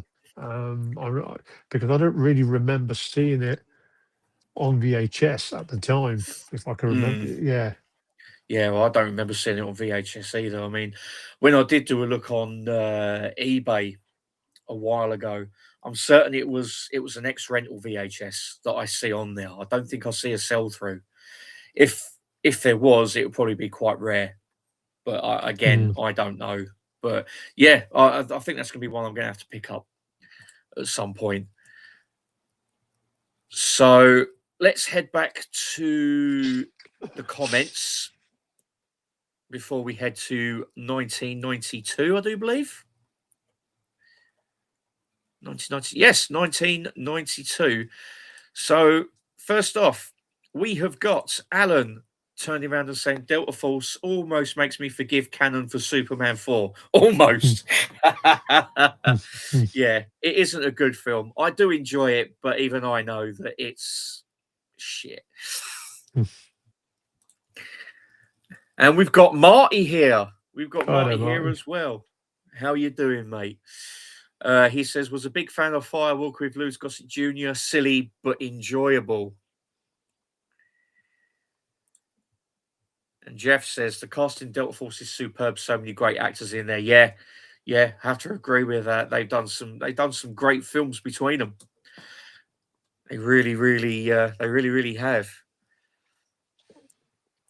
And then Marty says, hi guys, how's all with you? Well, I'm tired. Yeah, he's all good. Yeah, it really is. And Jeff says, well, the theme is definitely a bit overplayed. Such an earworm too. It gets stuck in your head. And yeah. As I say, I normally end up whistling it. And I'm just literally saying to myself, shut the fuck up. Oh, Marty says Spurs just got spanked. Yeah, that doesn't surprise me. Just quickly. Wow. That doesn't surprise me. And Alan says it all in two Spurs fans would rather do a live stream than watch them. Yeah.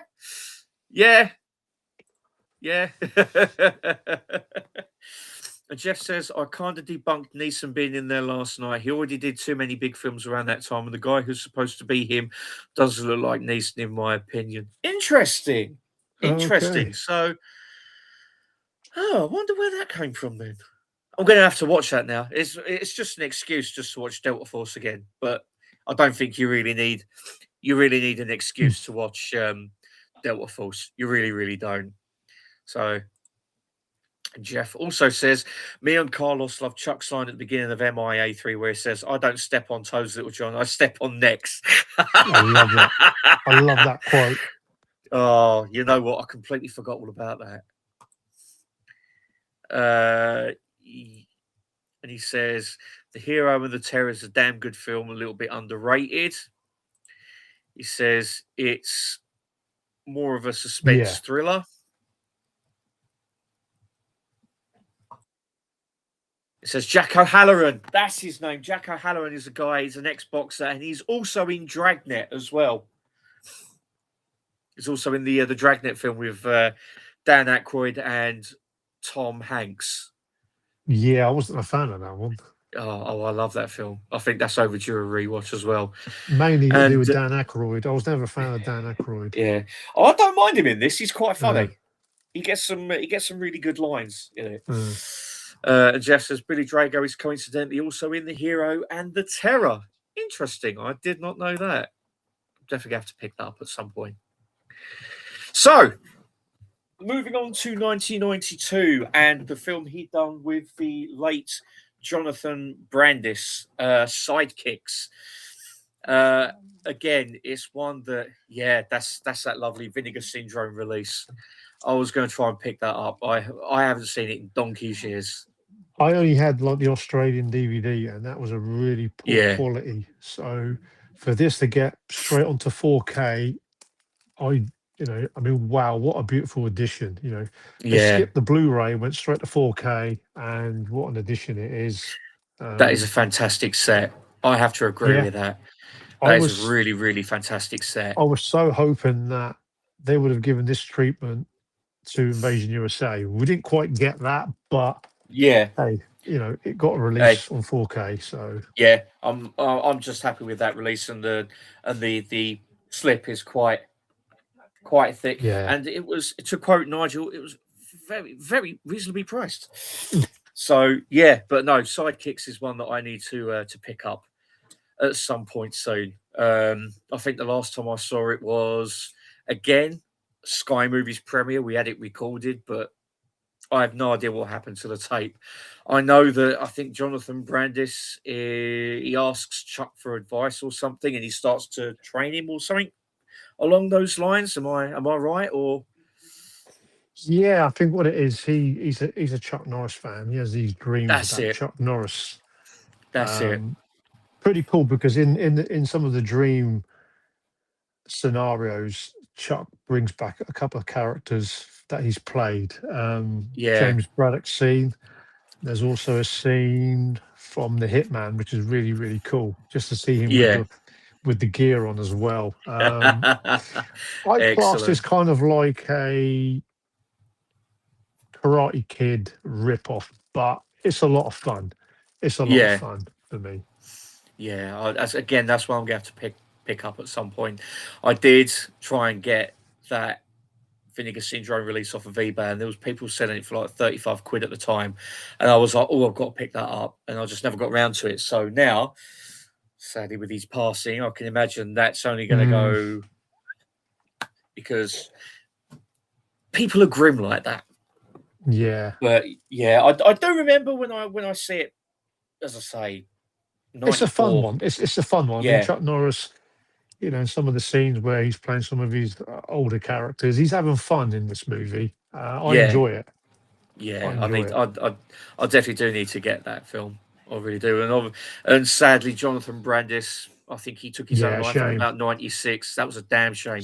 He had a really good career. Sorry about Mum's elbow. What? Yeah. You're starting on me again. Oh, always, Mm. always. And Oh, no, you don't. and by the way, I'm live, so yeah. Oh, yeah? That's the special guest, everyone. Nice little treat. Yeah. As I say, I haven't seen it since about 94, 95. Recorded it off of telly, so it's one that I definitely do need to pick up at some point and give it a watch. But yeah, as I say, it was sad that he took his own life. Jonathan Brandis. I think it was not long after Sequest DSV ended. Yeah, Damn shame. shame, really. Yeah, he had a really good career ahead of him. I mean, I'm certain he was in the second Never-Ending Story film. I'm certain he was. I think was so. in Anyway. he was in one movie where they cut his scenes out of the movie, and Yeah. that affected him. I can't remember the movie. I don't think it was a Never-Ending Story.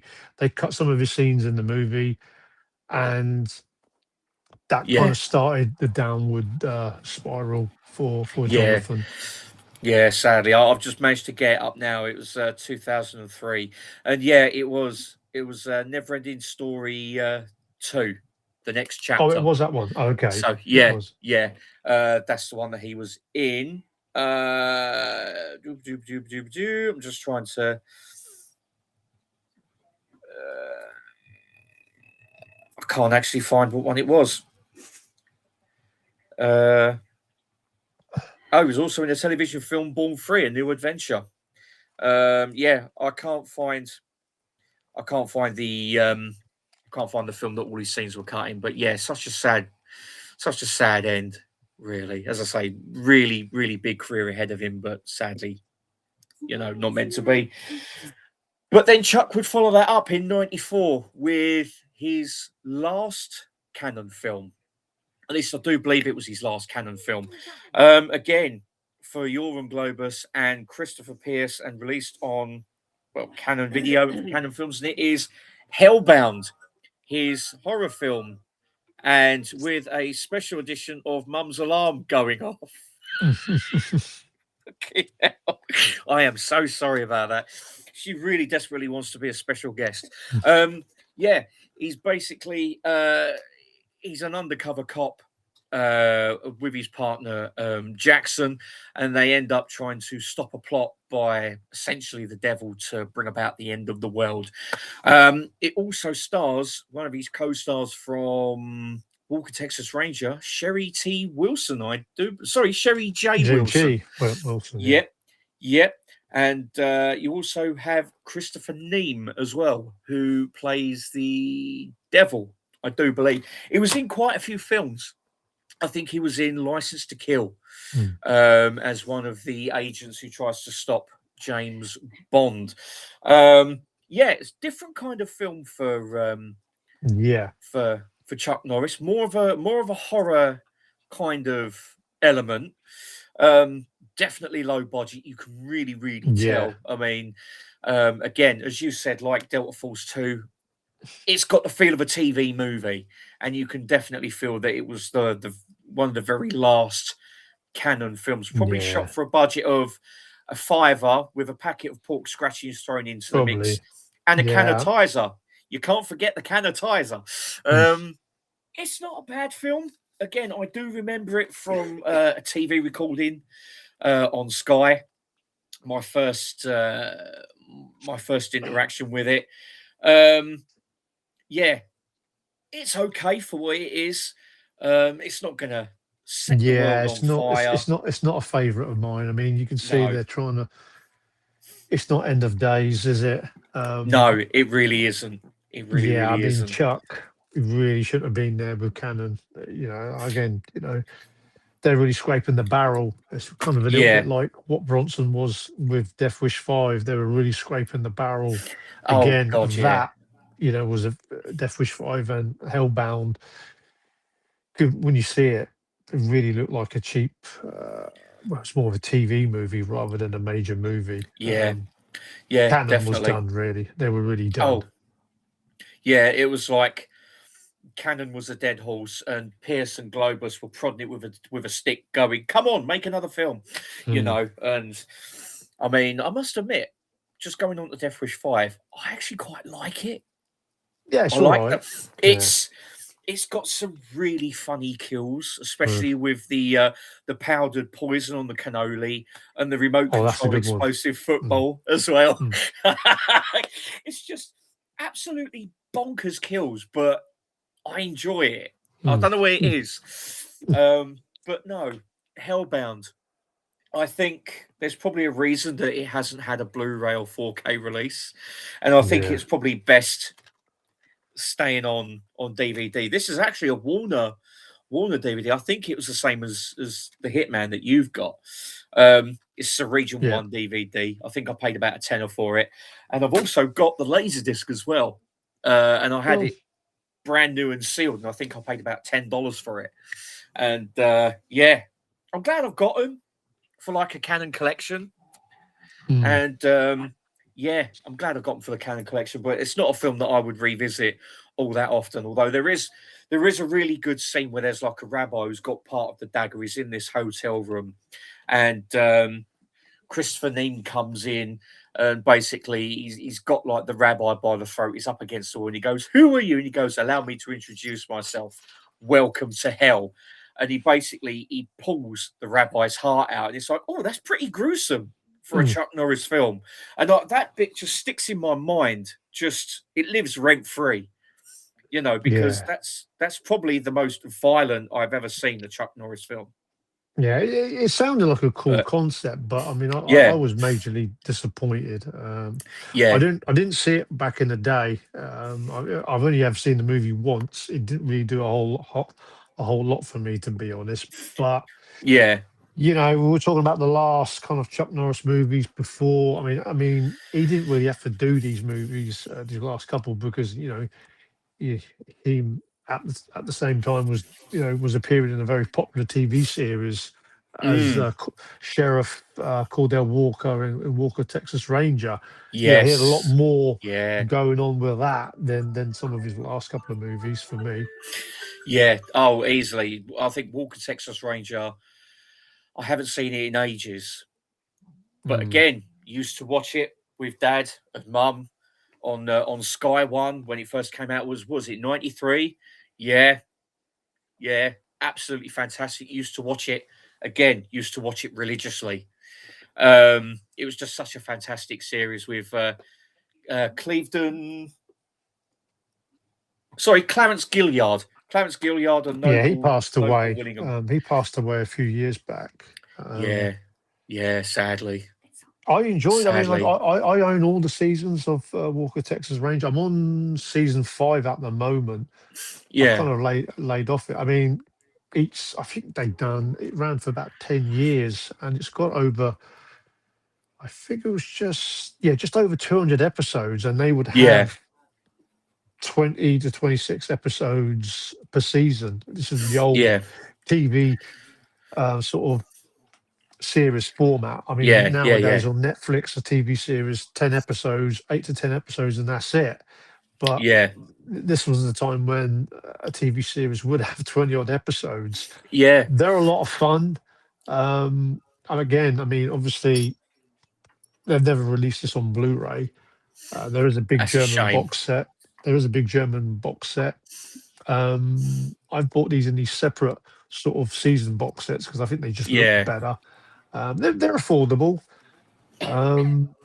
But yeah, I mean, like I say, obviously they wanted to do a TV series, obviously basing it on Yeah. the JJ McQuaid character. I mean, in Lone Wolf McQuaid, he's like a kind of dirty sort of sheriff, ranger, I should say. Where in this one, he's more clean and pristine. Yeah. Yeah. So yeah, I Yeah. mean, I had a lot of fun watching Walker Texas Ranger. I haven't got to the end of it. It was a TV series. I think it was on the Bravo channel on Sky TV back in the day. I may be wrong, but I used to catch a few episodes here and there. Yeah.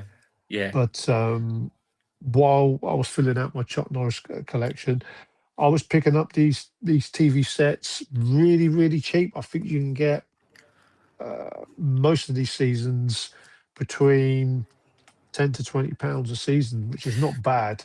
Yeah. No, that ain't. I think I did actually buy Dad when he was here. I'm certain I bought him season 1 with the intent on getting him the rest of the set, and I think we've still got it.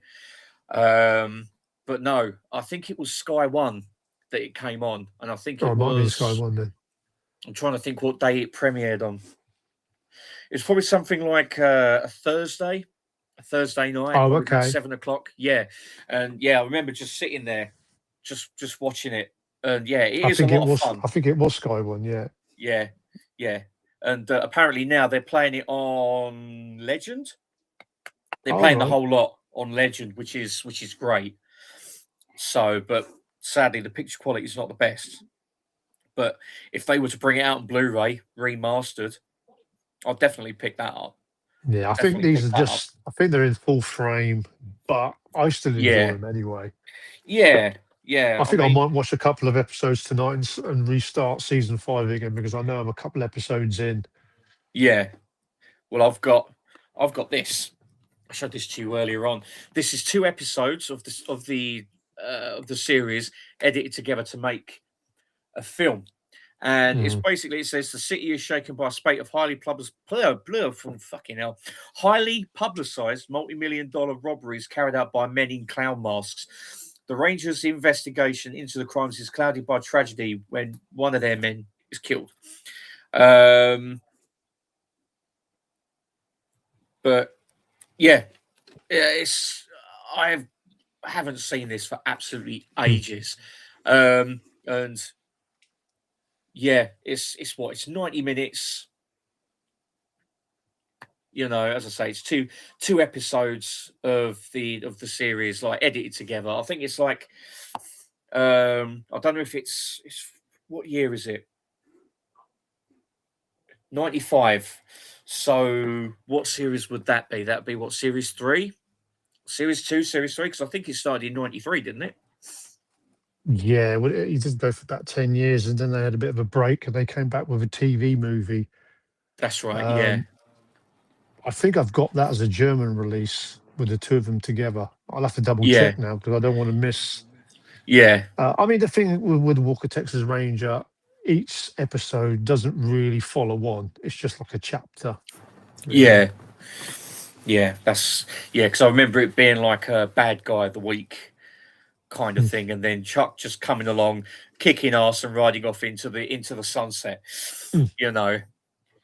And yeah, I just remember having loads of fun with it. I think we all did. I think because we were like such like Chuck Norris fans, it was like, right, we got to watch it every single week without fail. Yeah. And yeah, we did, and it was just great to see him, you know, in that kind of role. You know, I think that's probably going to be one of his crowning achievements. That, and even it's still enduring even today with it being, as I say, repeated on TV. You know, and popular series. I don't think that they would do that if it wasn't.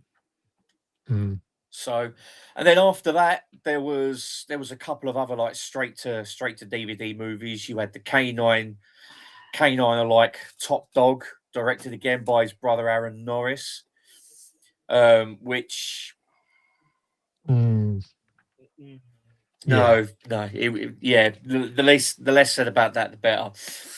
quite Forrest, dark, actually. It's quite dark, actually, that one. yeah, I do own yeah, the DVD of it. It's quite dark. Obviously, he's trying to bring down a terrorist organization, if I can remember it. But I think so, yeah. yeah, it didn't really suit the story. They're trying No, to make this comedy and family orientated. The scene right at the end, no, nah, no, I don't actually remember much about it, and I have seen it a yeah, couple of times. I think it's one of those films that it's like literally as soon as you finish watching it, you just forget all about it, and yeah, it's a shame, really. But mm, yeah, he wasn't suited to the material. He really wasn't. yeah. And then there was the straight to DVD film Forest Warrior, which Dad That had was in a a bad one. That was a yeah, bad one. that was he was like the spirit of the forest helping these kids, Yeah, wasn't he? Yeah, it wasn't great, and it was you could tell because it was put out on the marquee DVD label, and it was bunged in with like a DVD player because it was one of the first ones that Dad had, and it was like 10 films included with this DVD player for only 199 something or other, and mm. it's like most of the films were shockingly poor, and that was one of them, sadly, you know. I And actually, I actually had, I actually had that in my Chuck Norris collection, but I actually got rid of it because it's a film I'm not going to watch again because it is really yeah, bad. yeah, it is. It is. I don't even think he's in it all that much, is he? It's mainly the kids.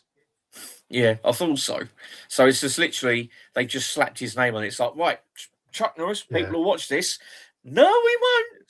mm, CEX. There you go. You can have it for free. Don't yeah. pay me, just take it. Yeah, it really is. And then his last proper starring feature film was The Cutter, which I did have on DVD, but I've never I never do have seen it. that. Yeah, yeah. I mean, I can't remember now. I think it's some guy who's dealing with valuable jewels or something. A diamond cutter. I've seen it the once. It's not great. You can see Chuck's aged in it quite a bit. Yeah, Yeah, I think it's only available on an American DVD. I've only seen it the once. It was a movie I'd never watched when it came out, yeah. but yeah, not one of his great ones, I'm afraid. Yeah, no, I had a feeling about that. I mean, I picked it up. I think I picked it up cheap from Blockbuster. I think it was released over here on Columbia, I can't Sony. remember. It was one of the two, but I know it was. I know it was a rental copy, and the disc was like red because I think I can't remember who it was, but they were doing like the rental discs red at the time, so you could tell between like retail and rental and that. But yeah, Mm. I've never seen it. It's one of those films I've really put off watching. I think because of that, because it's his last proper film. Yeah, It's it's not like, really. yeah, It's not. instead, It's not a good. To be honest, if you're a Chuck Norris fan, you could kind of excuse that one. To be honest, yeah, if Forest Warrior and the Cutter, it's not really. They're not really great. yeah, no, no, I can imagine. And then we come to his. Well, I suppose we could talk about his cameo in Dodge. Well, no, we've done that already, haven't we? Cameo Mm, in Dodgeball, but yeah. then we could talk about his extended cameo in the Expendables 2, where he plays, as you said earlier on, Booker Mm, the Lone Wolf. mm. I suppose based on his character Lone Wolf McQuaid. I thought he added. He And he added. yeah, He added something to it. It's my favourite Expendable movie, actually, because yeah, you've got more Bruce Willis and Big Arnie, and obviously Chuck's in it as well. yeah, I think most people might say the first movie is slightly a bit better, but I think the action is better in the second yeah, movie. yeah. I have to And agree with that. I have to agree with Chuck that. adds to it. You can see that the main stars there, they have a lot of fun in the last couple of shootouts towards the end of the movie. Nice touch to have Chuck Norris kind of forced retirement really at this stage. Early 2000s. I can't remember now Yeah, the cutter was when that. 2005, so he had like a bit of a movie hiatus between '05 and 12, but then he was doing the Total Gym adverts and Yeah, So Yeah, you could say he's really retired, but by this time, I think his wife wasn't in great health, and I think he was devoting a lot of his time to looking after her. yeah, But yeah, I mean, Expendables 2, it was nice having him on there. I mean, my last kind of memories of Chuck would probably be Walker Texas Ranger, and then probably Expendables 2, which is kind of like a signing off, really, to his fabulous career, really. Because I mean, those other yeah, movies, Top Dog and Forest Warrior and The Cutter, no, they're not yeah. ones that you kind of want to remember his career from, No, to be honest. exactly, exactly. I think if he had a chance, he'd probably roundhouse kick him into the middle of next week and say they don't exist. So Yeah. okay, so before we get into top 5 Chuck Norris films, we'll do Oh, the last few comments, and they're from Jeff, and he says that Hellbound is terrible. Really couldn't get into that one at all. Should give it a rewatch at some point, though. To be fair, I would, even if just to say that you watched it again and just make your mind up on it like that. I mean, it's probably one of those films that it's okay, but it's not gonna grab you by the ghoulies and say, "Watch me," yeah. And then lastly, he says Expendables 2 is definitely my favourite of the series. Was fortunate enough to see it in the cinemas upon release and absolutely loved it ever since. Yeah. You know what? I mean, I for did as ages I've well. said I missed watching them at the cinema. I only caught them on Blu-ray when they come out. But yeah, I have to agree that while I do like the first one, there is quite some good action scenes in it. I do think that the second one is just that bit better. There's more of a, I don't know, there is more good one-liners in there, and like there's a lot more good action scenes, especially with I think it's the shootout in the airport. I think it is, and I think there's that one liner that Arnie comes out with where he says, "I'll." Something about I'll be back, and Willis goes, you're always back, or Yeah. something or other. It's just that nice little nod. So right, that is it for the comments at the moment. So I'll tell you what, we'll do top 3 Chuck performances first off before we do top 5 Chuck films. I mean, I wouldn't class him really as an actor, but I mean, I suppose my favourite 3 characters would probably be J.J. McQuaid in Lone Wolf, Colonel Braddock, because he'd done 3 movies in Missing Action. I also like the character he played in Silent Rage. That's kind of one of my more underrated Chuck Norris movies. Yeah. Yeah. I would have to say his character in Eye for an Eye. Again, Braddock, especially in Missing in Action 2. Again, as you say, with the sack over the head, and he ends up biting the rat. It's like, it's Chuck Norris. He can do anything. Of course he can. And the where he's got the flamethrower, and he's got the guys on the bridge. He just goes, that is a really, really good scene. And I'm actually going to say Matt McCoy in the original Delta Force. Especially the bit at the beginning where he's retired, he's on his ranch, he's trying to eat his dinner, and the news has come up, and he's like, shall I, shan't I? He's wrestling with it, and then all of a sudden he's like, screw it, throws the fork down, gets in his truck, and then just drives to the airfield. I just love that whole bit. But yeah, I think they're my 3 favorite performances. So we're gonna round off the stream with top 5. Top 5. The dreaded top 5. It's this one's going to hurt, because this movie, the more I watch it, I had this kind of run about 8 or 9 a couple of years ago, but this one just misses the top 5. Silent Rage. You get a lot of the horror movie fans. They really do sing this movie's its praise for this one, for the idea. So that just misses out Yeah, Silent yeah, Rage. We'll start with number 5. Got to have the first missing in action movie. This one. yep, You can't have a top 5 without James J. Braddock. I mean, they tried to put it like Rambo, didn't they? This movie, they yeah, paired this one up against yeah, Rambo 2, really.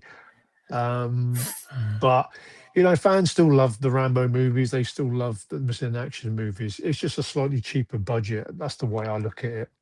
Do you want me to do yeah. my top 5, or are you going to go for your 5th one? How are we going to do this? No, do your top 5. Do your top 5. Number 4, Canon Group's highest budget movie, Delta Force. Yeah, I mean, it's a great one. I mean, it's actually a well-made movie for Canon. You can see that they've put time and effort, budget into that one, which is kind of maybe, like you say, the format they should have done. Lesser movies with a higher budget rather than just kind of loads of movies with, you know, smaller budgets trying to get a winner. Yeah, Yeah, yeah, I mean, Chuck Norris with Lee Marvin. As much as I love Lee Marvin, I kind of do wish it would have been Charlie Bronson for me. yeah, So yeah, yeah, that's number 4. Number 3, probably another really good, well-made Chuck Norris movie, Code of Silence. We showed the original artwork. Yeah, you can kind of puzzling really when you see a lot of those movie stars. They turn down this role. You know, like I say, Jeff Bridges, Charles Bronson, Harrison Ford. They turned down that movie, but obviously Chuck Norris did it. I like the fact that it was actually filmed in Chicago, and a lot of the mm, scenes, you know, with the bridge and the water, you know, when he jumps off the bridge and stuff, that's a pretty good scene. Um, yeah, yeah, Eddie Cusack really had, you know, I mean, I think Cannon probably would have made a part 2 if Code of Silence was a Cannon movie. Shame, but it's one of my favourites. yeah, Number 2, Invasion USA. Like we said, this is just Cannon movies at its finest. I don't need to say any much more than that. Just Chuck Norris with that rocket launcher, just awesome. mm, And number 1, um, great memories of hiring this one out on video. And it's a movie, it's probably my most watched Chuck Norris movie, Lone Wolf McQuade.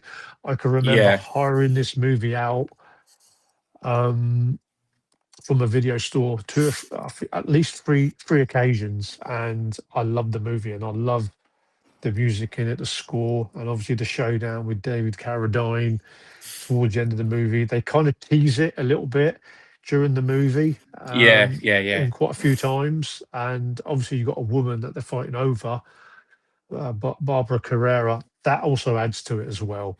So yeah, Lone Wolf McQuade, all-time favorite Chuck Norris movie, undisputed. yeah, yeah. You know what? I think my top 5's pretty much the same as yours, but in, you know, in different varying degrees. I'm actually going to say, uh, it's actually quite difficult. It really, really is difficult. I'm actually going to say, yeah, the first Mission in Action for number 5. It is a good film, but I just think that number 2 is better. Number 4, Lone Wolf McQuade. It is a great film. It's a great modern western. You know, great supporting cast. I mean, and that, as you say, that fight between Carradine and Mm, Norris at the end is just, it's a spectacle. It actually, mm. to me, it rivals the fight between Lee and Norris at the end of Way of the Dragon. It's Oh, just okay. brilliant. It really, really is brilliant. So that was number 4. Number 3, Missing in Action 2. I just think it's the better film out of the two. so why they didn't release it first. You know, they said that the first one, well, the film that would become the first one was a stronger film, but I think that Yeah. number two for me is a bit stronger. You know, the scenes, as I say, the scenes where they're being mentally tortured it's brutal. Mm. Not visually, but it's just the mental torture that they go through. Yeah. It's quite bad. So, and Sunteko's a right bastard in it, so he makes the film for me. So, of course, when they have that little punch up, you cheer at the end. You really do. Number two is actually going to be Delta Force. For the same reasons you said. It's just one of those films that you can just put on and just really, really enjoy. It's just that theme. Oh my god, the theme. Fuck me, the theme. It probably would have been number one if it wasn't for them just recycling that one piece of music over and over again. But what can you say? It's canon. It's what they do best. And my number one had to be. Yeah, it had to be Invasion USA. Memorable villain in Richard Lynch. Some memorable scenes. Memorable fight at the end. As I say, the whole shopping mall scene with subsequent fight, like the drive, like the driving, you know, that whole scene In the shopping mall, yeah. Yeah, just absolutely brilliant. And when they're trying to get the girl back, and that scene with the rocket launcher in the neighborhood, I can't think of a more brutal kind of scene in the whole film. You know, where it's like families like doing like Christmas and all that, and then at the end of that scene, you've got that lone girl, like 5-year-old, staggering around.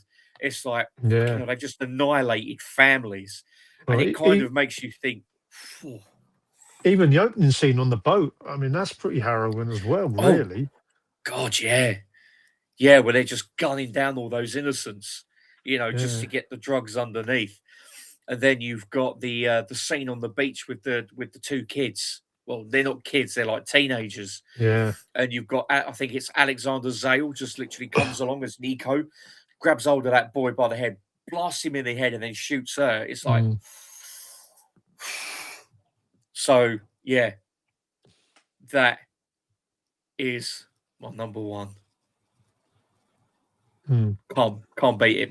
I'd say definitely my favourite Chuck Norris movie of all time. Easily. As we close this off, and I think we'll have to mention this, how are we going to remember Chuck Norris, Mike? How will we remember Chuck Norris? Roundhouse kicks. Lots of them. Lots of them. Yeah. Well, what can we say about him? He's martial arts legend. Fantastic. Yeah, as Mum's just said, fantastic. You know, martial arts legend, five-time middleweight champion.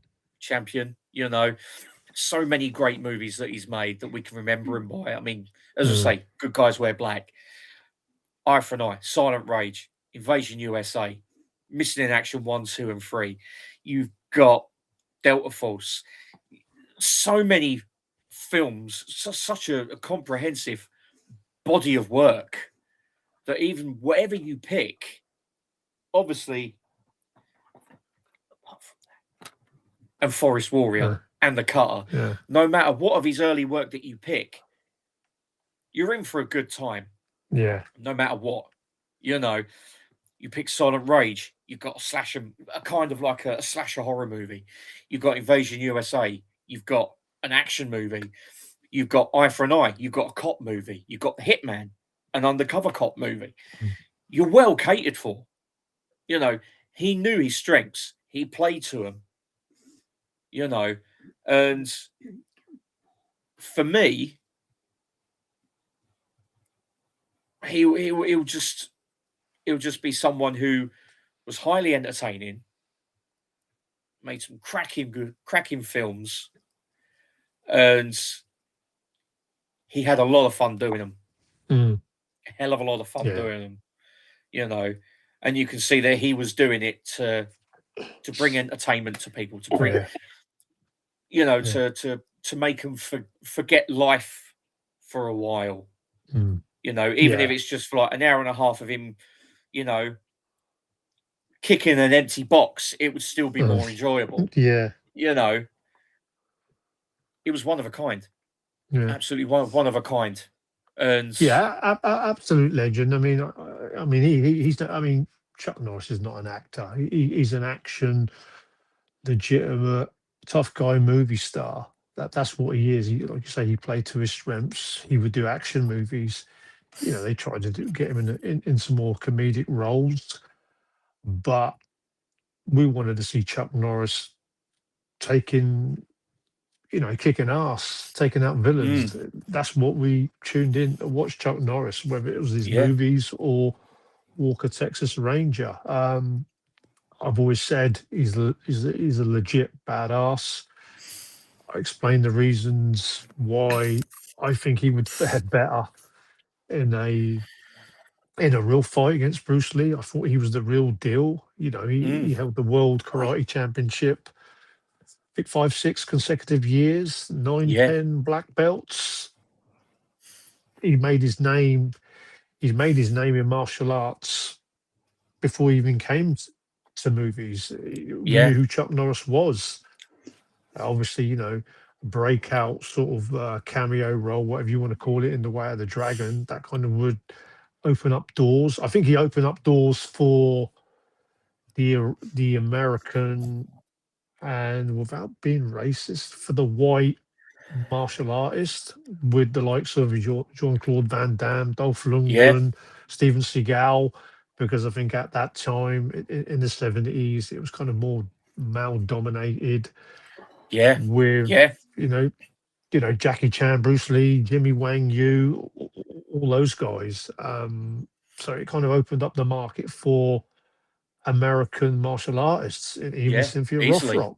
You know, Yeah, she kind of always would sing his praises as he always opened the doors. You know, you're talking about in the 70s when Chuck started doing movies, and obviously Van Damme, Seagal, and Lundgren, they would come in the 80s and 90s. So yeah, iconic action star. Like I say, he's not, I mean, Chuck would never say that he was an actor, but he did get better as his career went on, oh yeah, and yeah, like I say, I mean, just an outright action movie legend. I mean, yeah, forget the memes, with all these statements on the internet. I mean, like, you go on Instagram now and people talk about that. But people forget the action movies that he was in. They should look at him as a martial artist and an action movie star, rather than those silly quotes, which are yeah, quite fun, but they do get a bit yeah, annoying sometimes. yeah, But yeah, just a great action. It was kind of like the all-American action star. Obviously we had Stallone, we had Arnie.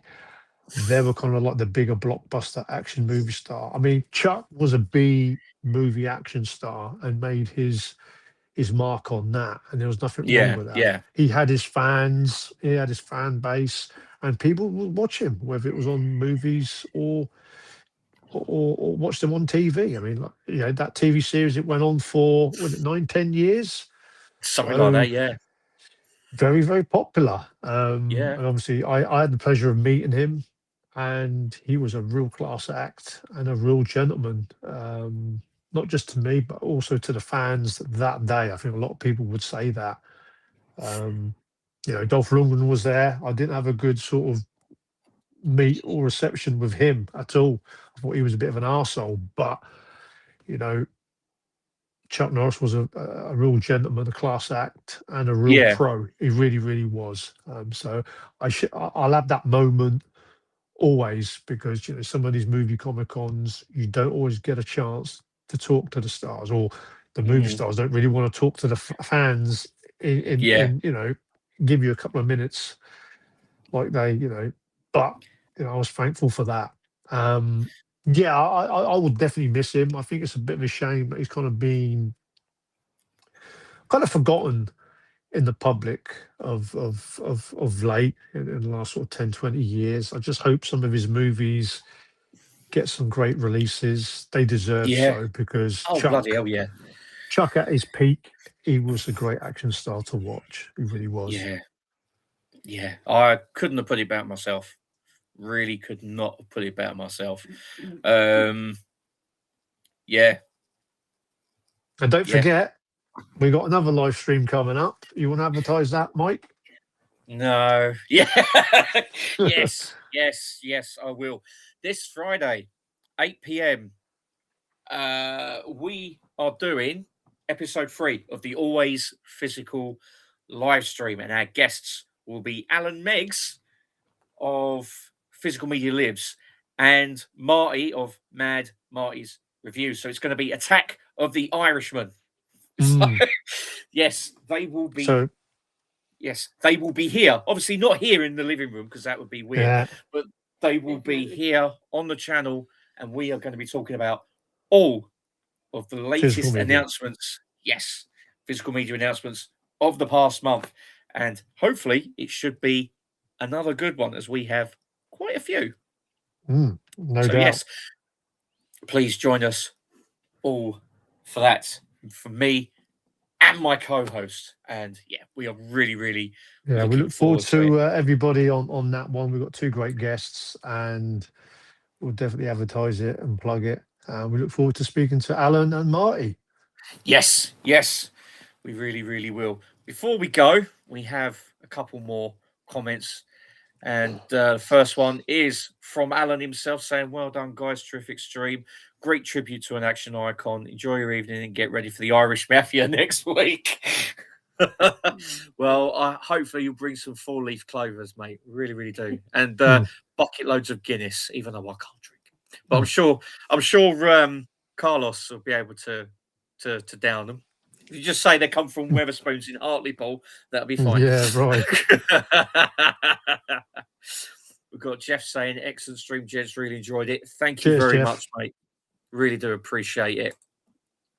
And Collector Adam is here as well. Evening, Mike and Carlos, and all in the chat. Missing the stream due to uncle duties. That's absolutely fair enough, mate. Just glad that you family first, always. Yeah, obviously. But we'll watch it back. Hope you're all well and you're having a blast celebrating this legend. Rest in peace, Chuck. Yes, definitely. And even Jeff says, "Well said, Carlos." Yeah, I couldn't have put it better myself, mate. Really could not put it better myself. So, on that note, sadly, it is time to end. I want to thank everyone in the comments. It's been an absolute blast. It really has, to read them all and to get your top 5s and your memories of watching Chuck at the movies. And again, a big thank you to my guest and Always Physical live stream co-host, Carlos. Thank you very much for coming on, mate. No, thank you, mate. Had to be done. I mean, even though this was kind of like we only sort of decided to do this a couple of days' notice, it's a worthy one because it is Chuck Norris. Yeah, exactly. You can't have 80s action movies without Chuck. So it was when this was going to happen, it was a no-brainer. So, and even though there was my technical difficulties on my end, I'll talk about these technical difficulties. I think we got there in the end. So that's nice. That's getting dark now. I wish I had the old LED light in the corner, but as we're nearly finishing, it's not worth it now. That's all right. Go plug it in. Go plug it in. No, we're near done now. Yeah. But anyway, at least the audio issues is not been a problem on this end. Exactly. Oh, just before we go, we have one more comment. Old movie Mike has turned up. Hello, Mike and Carl. I did send him a message, but he's gonna have to watch the playback now. Yeah. Hi there, Mike. Yeah. Cheers for tuning in, mate. Cheers for tuning in. Hope you enjoy it on the playback. And on that note, it is time to end. Again, thank you very much for watching. Thank you to Carlos for coming on board. And yeah, really enjoyed it, mate. Really And enjoyed it. we'll see you guys all on Friday on the Yes. next live stream, on the Always Physical Media live stream with Marty and Alan. Yes, the attack of the Irishman from across the water. So, on that note, have a good, enjoy the rest of your Sunday. Whatever you're doing, be safe, be well, and keep it always physical. Take care Take care, for now. guys.